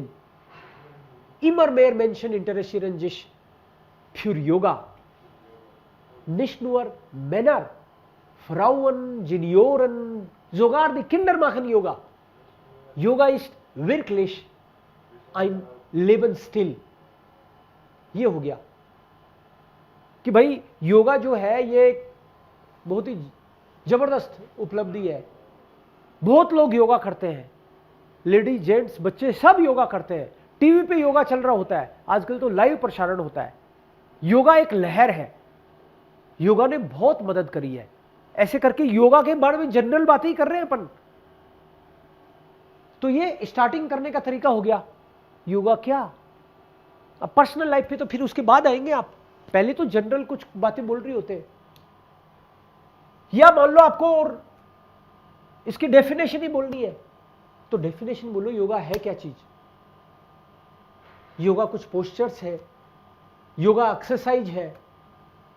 आप ये भी कह सकते हो कि योगा की अलग अलग लोगों ने अलग अलग परिभाषा दी है, लेकिन मेरे को लगता है कि ये एक लाइफस्टाइल है, ये एक एक्सरसाइज है, राइट। आप योगा की डेफिनेशन की बात कर रहे हो कि लोग, पर्सनल एक्सपीरियंस तो अलग चीज है, मैं केवल डेफिनेशन की बात कर रहा हूं अभी कि योगा क्या है। कि योगा एक लाइफस्टाइल है, योगा एक एक्सरसाइज है। योगा को शब्दों में बयान नहीं करा जा सकता, ये केवल एक्सरसाइज नहीं है, ये ध्यान, समाधि सब कुछ है। मान लो क्या है उसकी बात कर रहे हैं ना अपन, तो आपके हिसाब से इसकी डेफिनेशन ये है, या फिर किसी ने कोई डेफिनेशन दी है वो बता दो आप। ये एक लाइफस्टाइल है, ऐसे करके आपने डेफिनेशन दी। अब सारी बातें थोड़ी बोलोगे आप, कोई केवल डेफिनेशन बोल के आगे बढ़ सकता है, मैं तो केवल बता रहा हूं कि स्टार्टिंग कैसे करते हैं। कोई कि जब मैं योगा की बात करता हूं तो मुझे तो हजारों लोग दिखते हैं, आजकल जगह जगह योगा हो रहा है। योगा ने वास्तव में लोगों को स्वस्थ करने में बड़ी मदद करी है, बीमारियां भी बहुत सारी ठीक हो जाती है योगा से। इस तरह की बातें करके आगे बढ़ गए आप योगा इज लाइफ, ये कोटेशन ही हो गया एक। आप जनरल बातें, कोई भी स्टैटिस्टिक का मतलब है कि आपने मान लो कोई एक रिपोर्ट पढ़ी थी जिससे आपको यह पता चला कि केवल राजस्थान में 800 योगा क्लब है जो रजिस्टर्ड है। 800 योगा क्लब, हां, जहां रेगुलर योगा हो रहा है, सैकड़ों की संख्या में लोग कर रहे हैं। ये मैं एक बता रहा हूं बात आपको, 800 नहीं है, ज्यादा है। जयपुर में ही है 800 से ज्यादा तो रजिस्टर्ड बड़े लेवल पे जो योगा चल रहे हैं। एग्जांपल दे रहा हूं आपको अगर यह पता हो कि 800 योगा सेंटर हैं जो रेगुलर योगा करा रहे हैं, उसमें 1 मिलियन लोग रजिस्टर्ड हैं, ये तो जोरदार बात है। तो ऐसा आपने कुछ पढ़ रखा हो तो ही बोलना है, अपने आप ही नहीं कुछ भी बोल दिया कि यार वो क्या चेक करेगा, पता चल जाता है। थोड़ी बहुत ही लपेटी जा सकती है बात, है ना।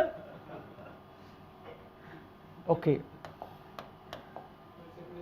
कि कुछ भी बोल दिया कि हाँ राजस्थान में एक ऐसा क्लब भी है जो कुत्तों को योगा कराता है, तो आदमी देखे यार ये तो बड़ी बात, तो बहुत उछड़ी भाई, थोड़ा कुत्तों को योगा कराता है, कमाल हो गया। 2 पाँव।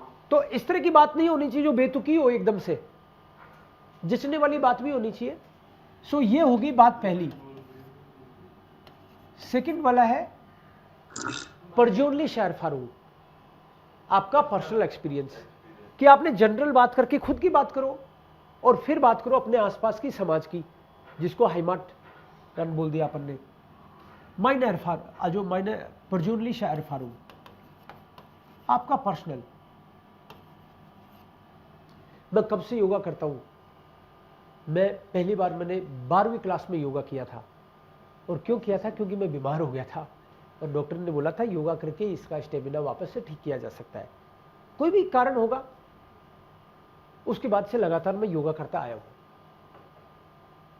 मेरे को वास्तव में पर्सनली इसका बहुत बेनिफिट हुआ है। ऐसे करके आप अपनी बात, आपने मान लो किया ही नहीं योगा तो आप ये भी बोल सकते हो पर्सनल एक्सपीरियंस, मेरा भैया योगा फोगा का कोई एक्सपीरियंस नहीं है, अपन तो जिम जाते हैं। कई बार मेरे दोस्तों ने मुझे कन्विंस भी करने की कोशिश करी, लेकिन मुझे को मजा नहीं आया। एक आध बार मैंने ट्राई किया, मुझे योगा में मजा नहीं आया जी। तो योगा का वैसे तो नहीं है, लेकिन मैं इसके बारे में खूब देखता हूं। मैं लोगों को हजारों की संख्या में जब ये योगा देखता हूं तो मेरा मन करता है कि मैं रेगुलरली योगा भी करूं। तो सर जैसे अपन को मालूम ही नहीं है पर्सनली शायर फारूक नहीं है, तो 4 टाइम नेक टाइम कैसे बताएंगे? आपको पता ही है ना योगा क्या चीज है। मान लो पढ़ाओ कहीं पे, अब मान लो आता हूं उस पॉइंट पे आता हूं कि 4 टाइल नाक टाइल कैसे बताएंगे। पर्सनल एक्सपीरियंस में है तो भी बोल दोगे ना कि है, और नहीं है तो बोल दोगे नहीं है, बात खत्म। उसके बाद में थर्ड पॉइंट है माइनर हाइमाट या जित्वात्सोन इन माइनम हाइमाट लैंड।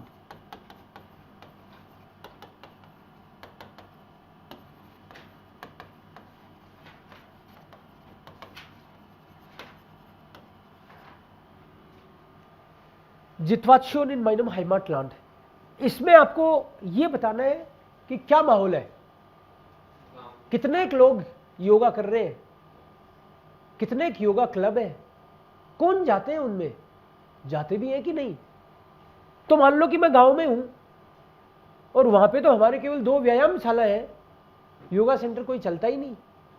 तो आप बताओगे कि हमारे यहाँ पे तो, मैं तो एक छोटे से गांव से हूं जहां पे कोई योगा सेंटर तो नहीं है, व्यायामशाला जरूर है। कई बार एक महाराज जी आए थे, उन्होंने योगा के बारे में बोला था, लेकिन उन्होंने ज्यादा लोग इकट्ठे ही नहीं हुए। तो हमारे यहाँ पे योगा के बारे में ज्यादा लोग ना तो जानते हैं, हाँ टीवी पे जरूर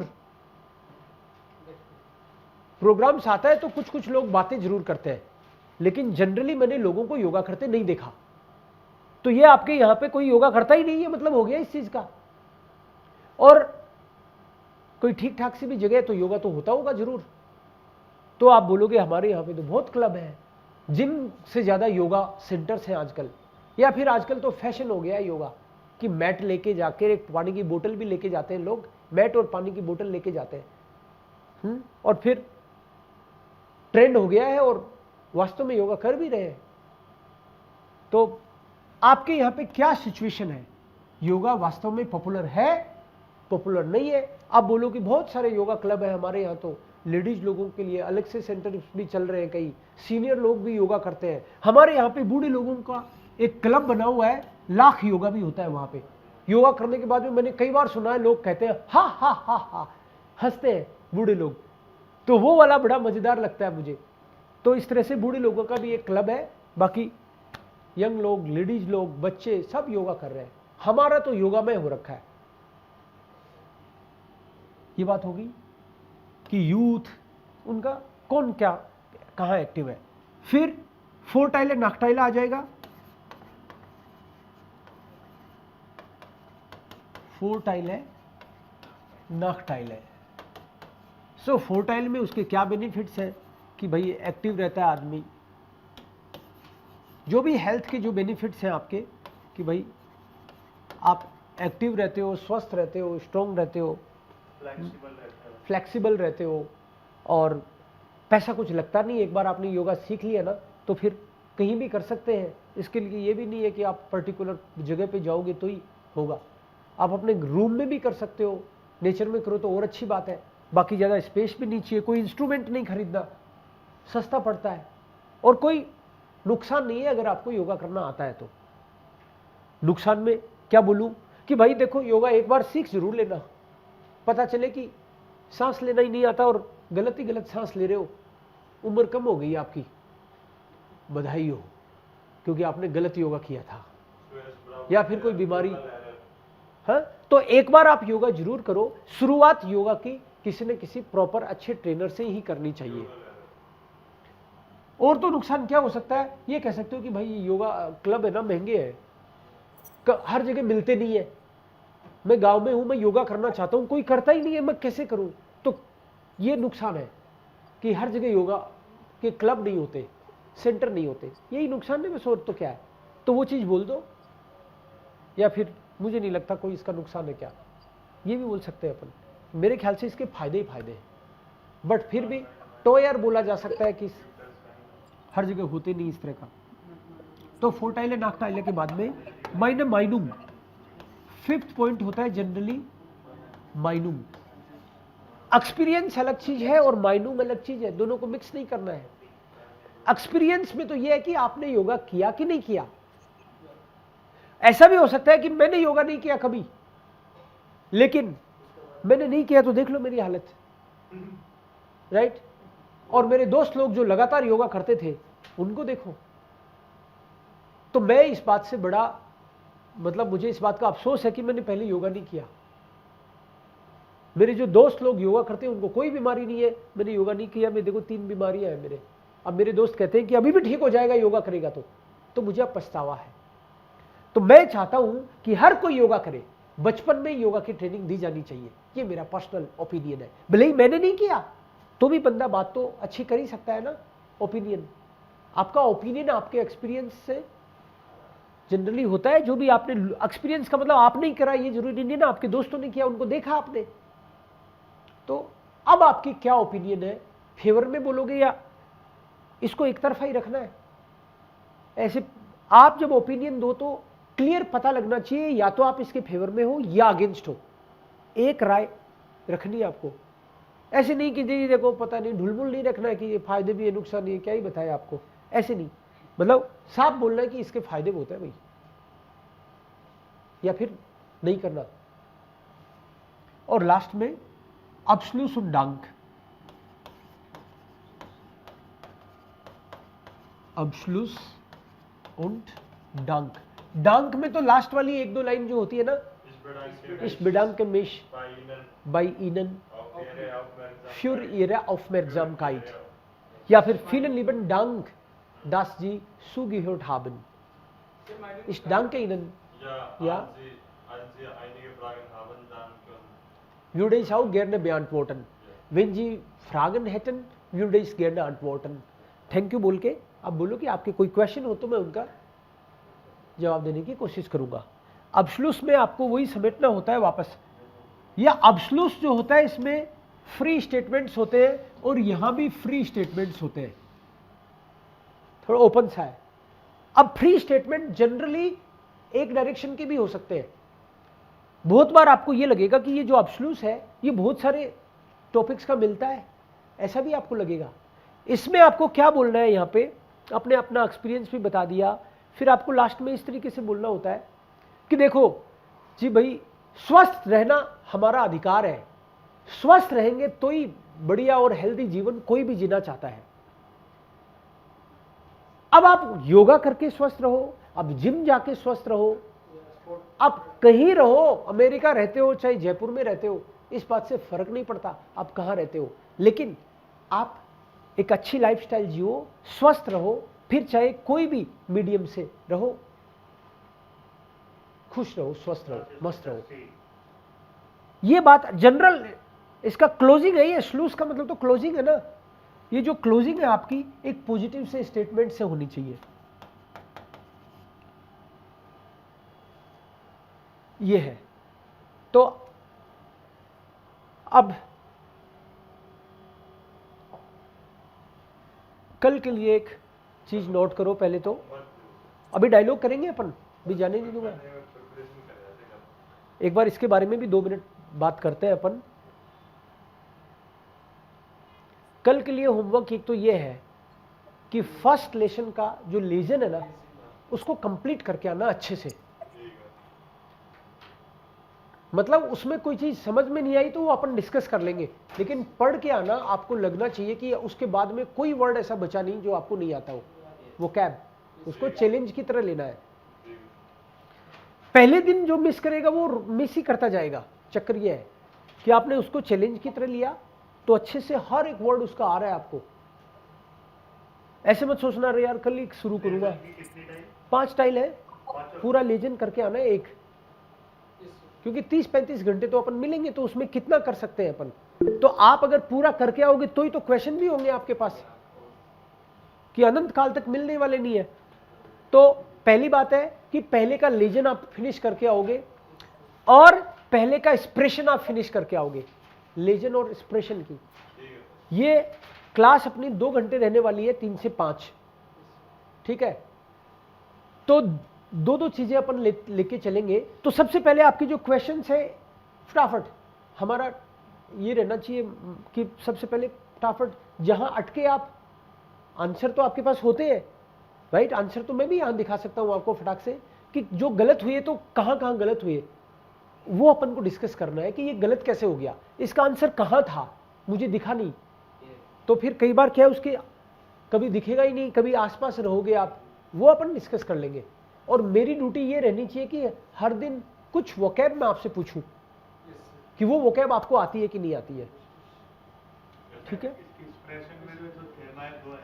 हाँ, एक्सप्रेशन का जो है थीमा, जैसे मान लो कल के लिए वो एक तो डायलॉग है और एक यहाँ पे जो थीमा है। अब मैं आपको कौन सा दूंगा ये तो मुझे भी नहीं पता कल।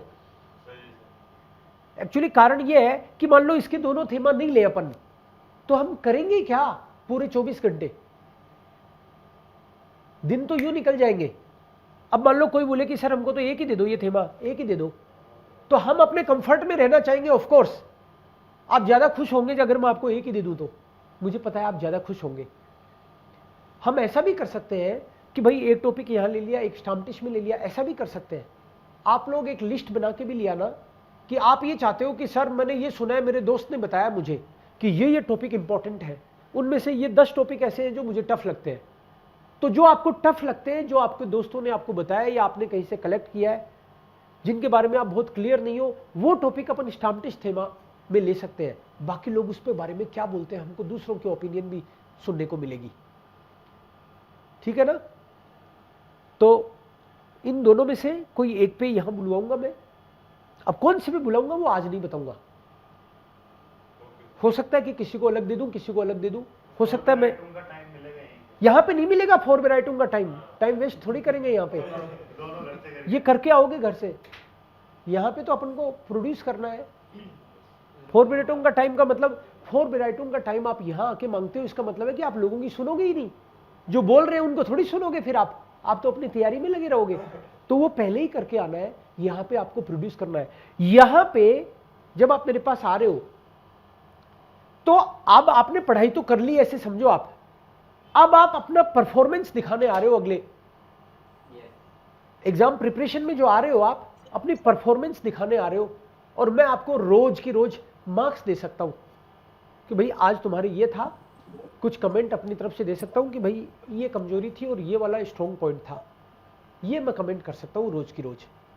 पेपर लेके पेन पेपर रखूंगा मैं भी, जैसे आप बोले नोट कर लूंगा ये चीज, तब आपको रोज पता चले आप फेल हुए, पास हुए, क्या हुआ आपका। एक ये डायलॉग 2-3 मिनट इसकी और बात करते हैं अपन। ये जो डायलॉग है, gemeinsam etwas planen, Sie möchten mit Ihren Mitschülern aus dem Deutschkurs einen gemeinsamen DVD-Abend organisieren। कई बच्चों की क्या प्रॉब्लम है कि वो इसको समझना ही नहीं चाहते, वो तो तुरंत इंप्रेस कर देना चाहते हैं बिना समझे। जब आप समझे ही नहीं हो तो आप क्या ही इंप्रेस करोगे किसी को। आप बोलना शुरू कर रहे हो उससे पहले बिल्कुल क्लियर होना चाहिए दिमाग में, जी मिशन इन क्लारन जाइन, कि किस बारे में बोल रहा हूं मैं, क्या है असली टॉपिक, मैं गलत तो नहीं समझ गया हूं। जी म्योस्टन मिट इरन मिट शुलर्न aus dem Deutschkurs einen gemeinsamen DVD-Abend organisieren। Überlegen Sie, was Sie alles besprechen müssen। इस बारे में सोच विचार करें कि आपको क्या बातें करनी है उसकी प्रिपरेशन को लेके। स्प्रेशन जी ऊपर दी पुंक्ट है उल्टन जो पॉइंट्स दे रखे हैं उस पर बात करो आप। माखन जी फोर्सलेग है und reagieren जी ऑफ दी फोर्सलेग है। आप अपनी तरफ से सलाह दो और जो सलाह दे रहा है उस पर रिएक्ट करो। Vorschläge ihres Sprachpartners या Gesprächspartnerin planen und entscheiden ji gemeinsam was sie tun möchten। जब आपका डायलॉग खत्म हो तब ये मैसेज क्लियर कट आना चाहिए कि आप दोनों एग्री हो गए हो, मतलब डिसीजन भी दिखना चाहिए। अच्छा तो ठीक है, हमने इस पॉइंट्स पे बात कर ली है, फिर अपन कल 3 बजे मिलते हैं। bis dann tschüss। तो वो क्लोज भी लगना चाहिए, ऐसे नहीं कि कंफ्यूज ही लग रहे हैं कि वो कब कहाँ मिलेंगे, ऐसे नहीं लगना चाहिए। लास्ट में कि आपने बात करी सारे पॉइंट्स पे डेफाउडे आबेंट ऑर्गेनाइजेरन। अब मान लो यहाँ पे लिखा हुआ है डेफाउडे आबेंट ऑर्गेनाइजेरन और आप यहाँ पे शुरू करते हो डायलॉग और उसमें आप ये बोलते होते हो ठीक है फिर हम कल सिनेमा चलते हैं, तो गुड़ का गोबर हो चुका, सिनेमा जाने की बात ही नहीं है। डेफाउडे का मतलब होता है कि हम डीवीडी देखेंगे, हम कहीं सिनेमा वगैरह नहीं जा रहे हैं, हम लोग या तो तुम्हारे यहाँ पे या मेरे यहाँ पे या किसी दोस्त के यहाँ पे बैठ के खुद ही फिल्म देखेंगे दोस्तों के साथ। इसमें सिनेमा जाने की बात होगी तो फाल्स फर्स्टांडन 0 ओवर, ये चीज समझने की बात है। इसमें डीवीडी देखेंगे डेफाउडे आबेंट शाम को, डेफाउडे आबेंट का मतलब दोपहर में नहीं देखेंगे, ध्यान रखना ही है कि यार सर मैंने तो ध्यान नहीं दिया था कि आबेंट भी लिखा हुआ है इसमें। तो ठीक है कल 10 बजे मिलते हैं सुबह। अरे सुबह की बात नहीं है भाई, डेफाउडे आबेंट की शाम को देखेंगे ये फिल्म। फिल्म वेल्सन ऑफ डॉइच, कौन सी फिल्म देखेंगे और वो जर्मन में देखेंगे, क्योंकि कई फिल्में होती हैं वो जर्मन में भी अवेलेबल है और भी कई लैंग्वेजेस में है। तो कौन सी फिल्म कौन सी भाषा में देखेंगे वो und wann treffen। इस एक के बाद एक ही पॉइंट कवर करते चले जाना है सीक्वेंस में, एक के बाद एक। पहले इसकी बात करी, फिर इसकी बात करी, फिर इसकी बात करी, बीच में दूसरी बातें भी, मतलब ये करके कुछ और बोल के फिर इस पे आ गए, वो कोई दिक्कत नहीं है। और जब मान लो कि 1 2 3 4 पॉइंट है, सपोज इसमें 4 पॉइंट है, तो आपके दिमाग में ये रहना चाहिए कि 2 क्वेश्चन तो कम से कम मैं पूछूं, या फिर मान लो 2 ये हैं 2 ये हैं, तो एक जने को एवरेज कायदे से तो 2 एक को पूछने चाहिए, 1 2 दूसरे को पूछने चाहिए। अब कई बार ये भी हो सकता है कि सामने वाला मान लो ज्यादा होशियार है, वो खुद ही खुद पूछ रहा है, तो इसमें कोई घाटे वाली नुकसान की बात नहीं होती अगर आपको हैंडल करना आता है तो। लेकिन जब आप उसका आंसर दे रहे हो तो आंसर देते ही बोल भी ले लेनी है कई बार कि हाँ do hast eine gute Idee aber sag mir wo wann treffen wir, मतलब उसके जवाब देते देते बीच में तो छीनेगा नहीं ना। आपने उसका जवाब दिया और आपको तो पता ही है ये मेरे को लेना है क्वेश्चन, तो आपको स्मार्टली ये आपको बोल देना है।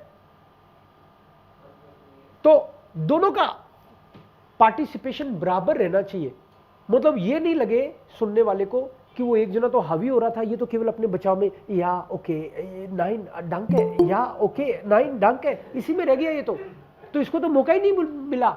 लैंग्वेज आप प्रोड्यूस करोगे जब तक आप अपनी तरफ से एफर्ट नहीं दिखाओगे तो दिखेगा ही नहीं आपका एफर्ट। उसने तो पूरे खींच खींच के बड़े बड़े सेंटेंस बनाए और आप तो केवल बचाव में ही रह गए। बचाव में नहीं रहना है, पूरा खुल के बोलना है और बोल लेनी भी है, देनी भी है बराबर। सर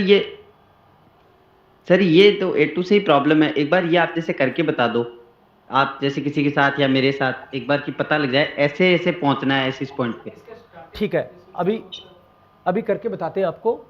तो ये वाला पॉइंट हो गया, ये वाला पॉइंट हो गया। वास मिट ब्रिंगन का मतलब है कि ये जब डीवीडी आबेंड ऑर्गेनाइज होगी तो कुछ लाना है क्या। जर्मन्स की आदत होती है कि ये पार्टी होगी एक तरह से, तो पार्टी होगी तो तुम एक काम करना, पीने के लिए तुम कुछ लिया ना, जूस वूस बियर वगैरह जो भी पीनी है तुम लिया ना, खाने के लिए मैं ले आऊंगा, या फिर फ्रूट्स तो मेरे यहाँ पे पड़े हैं तुम सलाद ले आना। इस तरह की कोई बात कर सकते हैं। या फिर ये फिल्म देख के फिर अपन खाना बाहर खाएंगे क्या, राइट। या फिर खाना भी यहीं खाएंगे, यहाँ दिया हुआ है ना वास मिट ब्रिंगन, तो देखते देखते खाएंगे, खाने अलग से क्यों जाएंगे। एसन und ट्रिंकन तो यही होगा, तभी तो पूरा मजा आएगा घर पे करने का। और हिल्फे बाइम aufräumen, कि साफ सफाई में यार मदद चाहिए मुझे, कौन करेगा आप में से वो बताओ, क्योंकि मैं फिर अकेला फंस जाऊंगा। तो हम कौन कौन आ रहे हैं वो क्लियर होना चाहिए। अब ये डायलॉग जब आपका क्लियर हो रहा है, बात करते करते लोगों को ये मैसेज जाना चाहिए कि ये पार्टी में कितने जने होंगे। अपन ने डायलॉग किया कि ठीक है, फिर अपन दोस्तों को मेल लिख देते हैं, चलो ठीक है, मेल तो लिख दिया, हमको पता ही नहीं कौन आ रहा है कौन नहीं आ रहा है, हम तो सोच रहे हैं कि 3 जने होंगे, अपन पता चला 19 लोग आ गए, फिर अव्यवस्था होगी ना। फिर तो अपने बातों में ही क्लियर कर लेना यहाँ पे कि रमेश, दिनेश, सुरेश जी जिन इमर दाबाई आजो aber ich spreche mit Ihnen und sage dir Bescheid, wer eigentlich kommt. Ich denke vielleicht 8 oder 9 Personen sind wir dabei, aber ich muss einmal bestätigen lassen, एक बार कंफर्म करवाना पड़ेगा उनसे।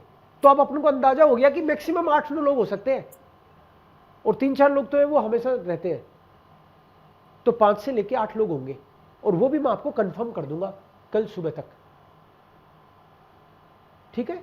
ऐसे करके पता चलना चाहिए। तो कहाँ होगी पार्टी, मेरे यहाँ पे कर लो, मेरे मम्मी पापा वीकेंड में है भी नहीं यहाँ पे, बाहर जा रहे हैं वो। अच्छा, तो वीकेंड का मतलब सैटरडे को कर ले, ठीक है। सैटरडे को 4 बजे मिलते हैं अपन, नहीं 4 तो यार जल्दी हो जाएगा, एक काम करते हैं सैटरडे को 5:30 बजे मिलते हैं, और फिल्म स्टार्ट होगी 6 बजे, 6 से 8 फिल्म देखेंगे। तो सैटरडे को 5:30 बजे मिलेंगे और 6 से 8 फिल्म देखेंगे। अब पिक्चर क्लियर होगी ये, और कौन क्या लाएगा ये बात क्लियर हो जानी चाहिए अभी डायलॉग में। अच्छा, लास्ट में ओके डन, ये भी आप मिलके साफ सफाई करेंगे कि मिलके कर लेंगे अपन, कोई और नहीं करेगा तो तू और मैं करेंगे यार, ठीक है, okay good done. Dann ich muss jetzt mit anderen Freunden einmal reden und sage dir Bescheid, wie viele eigentlich kommen. Und morgen treffen wir dann, also morgen ist Samstag, morgen treffen wir dann am Abend um 5:30 Uhr. Gut, bis dann, tschüss. अब dialogue खत्म हो गया तो clear cut पता लगना चाहिए कि हाँ खत्म हो गया। ओके, ये डायलॉग करना है भाई। आप में से कोई आप यस सर। अपने आप को नॉमिनेट कोई करे तो कौन? लोकेंद्र, तुमको करना है? Yes sir. Okay good, so Manjeet und Lokendra, Manjeet Komal. Okay sir. कल से ध्यान रखना है कि आपकी परफॉर्मेंस यहाँ पे काउंट होगी और आप हर दिन फेल और पास होगे। Good,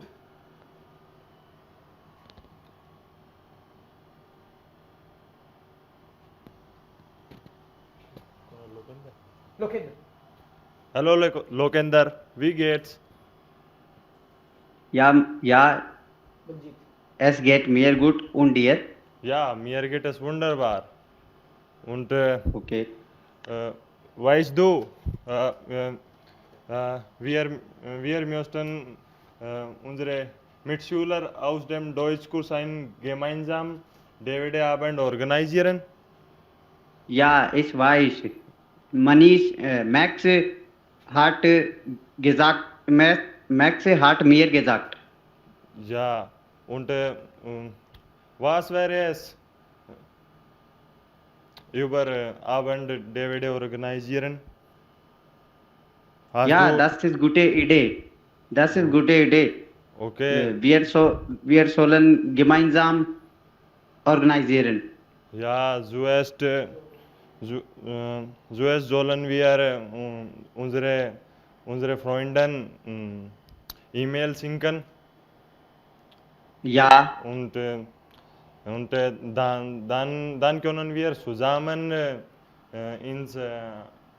dann können wir zusammen mit ihnen reden. ja, wir können. Ja. Und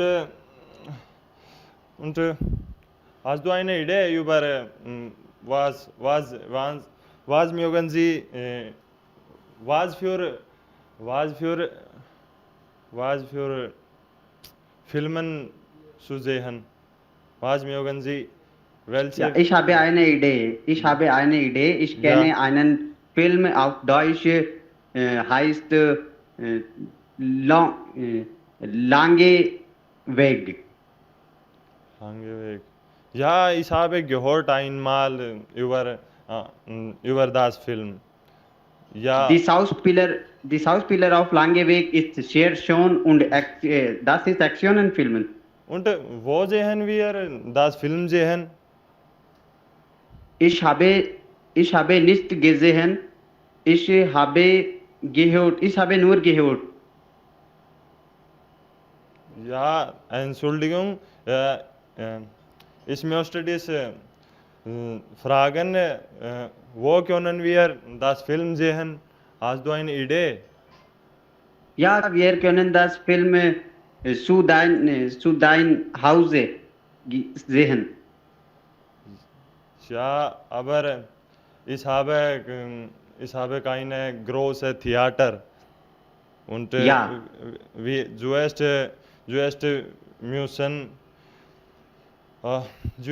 müssen wir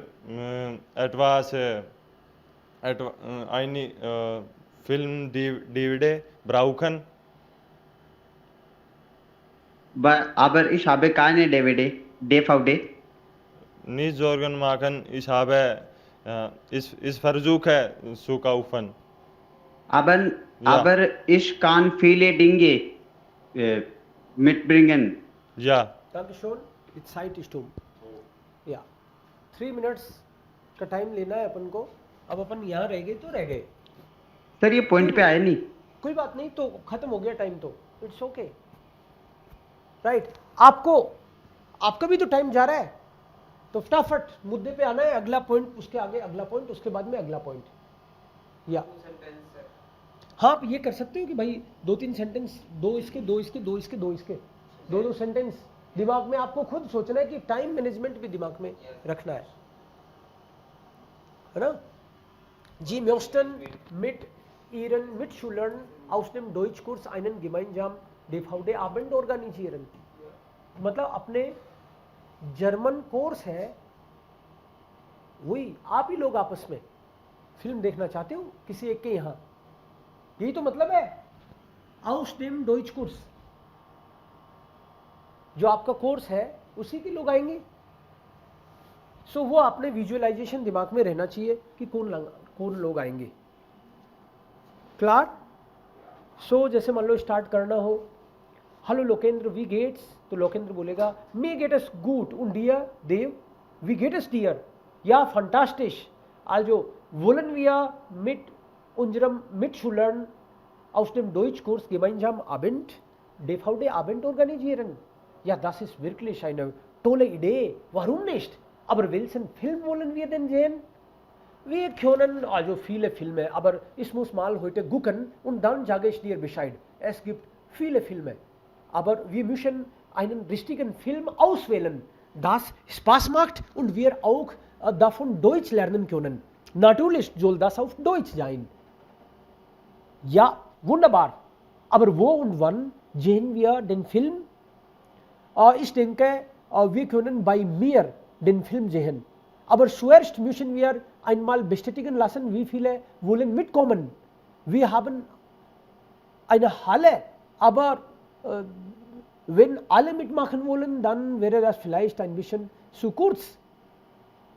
10 oder 15 Personen können in unserer Halle einfach sitzen. Das ist eigentlich Wohnzimmer, aber das ist für 15 Personen maximal. Ja, ich denke 15 Personen kommen maximal. Wir sind in dem Kurs 20 Personen, aber alle würden nicht mitmachen. Ich soll einmal eine Nachricht in der Gruppe schicken und dann wissen wir Bescheid. Also morgen können wir entscheiden, aber bis 15 Studenten kann ich das bei mir organisieren. Das ist kein Problem. Sowieso meine Eltern sind morgen nicht zu Hause. Am Wochenende würden sie dann außer Stadt gehen. Okay, wo und wann treffen wir? Also bei mir, aber wir treffen am Abend gegen 5 Uhr oder 6. Ja, morgen entscheiden wir. nach also wenn wir über Zahl wischen, wie viele mitkommen. Gut, und was bringen wir mit? Essen müssen Sie nicht mitbringen, aber wir schreiben, jeder soll etwas mitbringen. Ich kann nicht also das für alle finanzieren. Jeder soll etwas mitbringen. Manche können vielleicht Getränk oder Salat oder etwas. Bei mir gibt es Salat schon. Salat kann ich machen. Gut, und aber Sie müssen mir also nach dem Film sehen etwas dabei helfen. Alles klar. Alle können helfen oder ich helfe dir. Das ist kein Problem. Gut, dann wir entscheiden morgen und gerne würden wir an diesem Samstag bei mir den Film sehen. Okay, gut, also du wählst einen Film aus und ich sage dir Bescheid, wie viele mitkommen. Danke. bis dann, tschüss। मतलब दोनों का dialogue बोल रहा था मैं, उधर का भी इधर का भी। तो ये आपको मुद्दे पे रहना है, एक के बाद एक सारे पॉइंट कवर करके और 3 मिनट में अपना समाधान निकाल लेना है। 3 मिनट से ज्यादा नहीं लेना, नहीं तो क्या है वहां भी आप उल्टी सुल्टी बातें करते रहोगे माहौल बनाने में।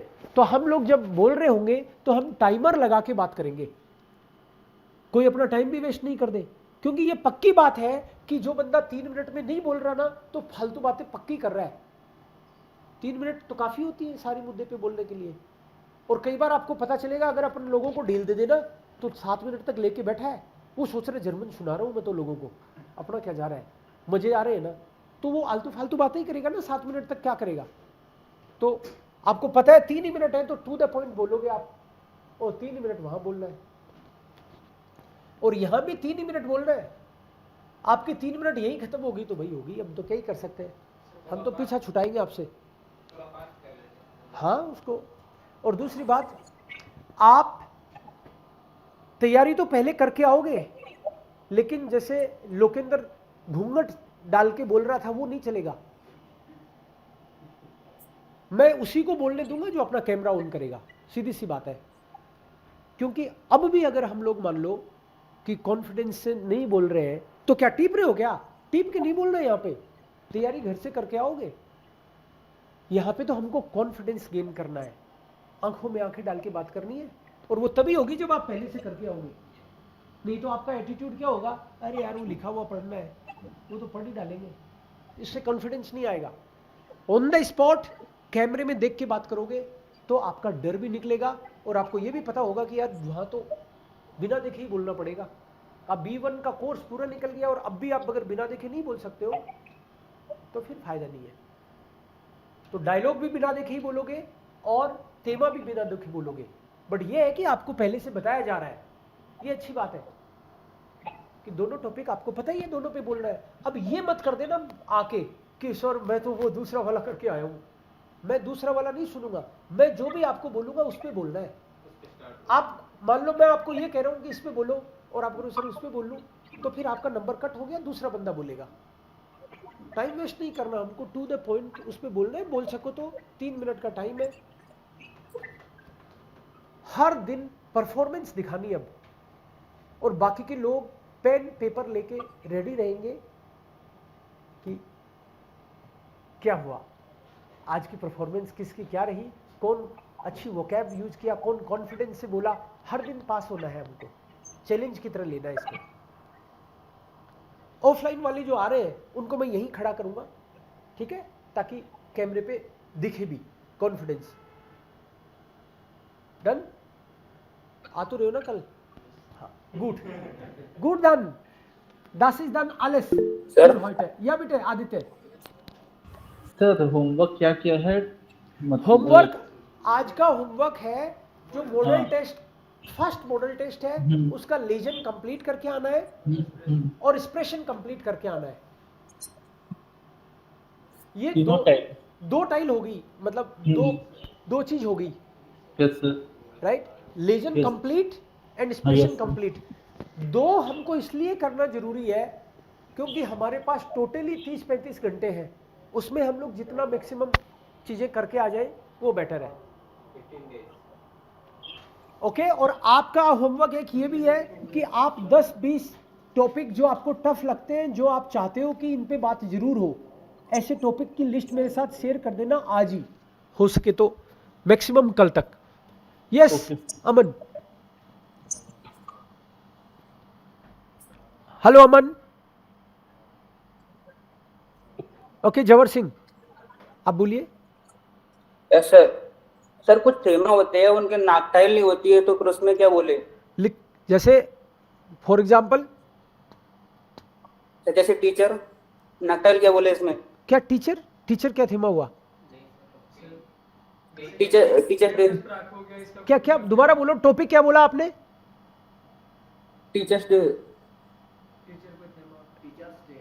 टीचर्स डे मतलब टीचर्स डे मनाया जाना चाहिए कि नहीं मनाया जाना चाहिए ये, या टीचर्स डे पे ही मान लो बोलना है तो कोई बात नहीं, तो इस पे नाक टाइल है बोलना जरूरी थोड़ी होता है। ये फोर टाइल है / नाक टाइल है, इसका मतलब ये है कि जो आपके दिमाग में आ रहा है वो बोल दोगे। नाक टाइल है, मान लो आपके दिमाग में ये है कि इसका कोई नाक टाइल है ही नहीं, तो उसके बारे में कोई बात ही नहीं करेंगे और आगे बढ़ जाएंगे। मिनट तो 3 ही है अपने पास। सर हम बोल सकते हैं कि ये नहीं, ऐसे नहीं बोलना कि भाई इसका कोई नाक टाइल है नहीं है, ऐसे नहीं बोलना जबरदस्ती। तो आपको पॉजिटिव साइड पता है तो पॉजिटिव साइड बोल के आगे बढ़ जाना है, बस बात खत्म। अमन। सर कहाँ से ढूंढते हैं? ये समन फिर से बोलो। सर मैं बोल रही हूँ कि आप ये सर्टिफिकेट कौन सा कहाँ से मिलेगा, ये वाला जो आप बोल रहे हो, ये जो आपका ओपन है जो आपने होमवर्क दिया है? ग्रुप में ऑलरेडी है ये वाली बुक? हाँ जी सर। ये वाली बुक तो ऑलरेडी ग्रुप ऐप में पे मिल ऑलरेडी ग्रुप में है, लेकिन मैं फिर से भेज देता हूँ, मेरे को लिख दो आप। सर एक्चुअली शायद मैं अभी ये क्लासेस कर रही हूँ ना, तो इस वाले ग्रुप में मैं एडिड नहीं हूँ। कर दूंगा मैं, तो प्रॉबेबली हाँ जी आप ऐड कर दोगे, फिर भेज देना, फिर मेरे को शायद दिख जाएगा। हाँ जी, नहीं तो आप नंबर बता दो, हो सकता है मेरे पास पहले का पड़ा हो कुछ। ठीक है, मैं चेक करके बताता हूँ। हाँ जी सर।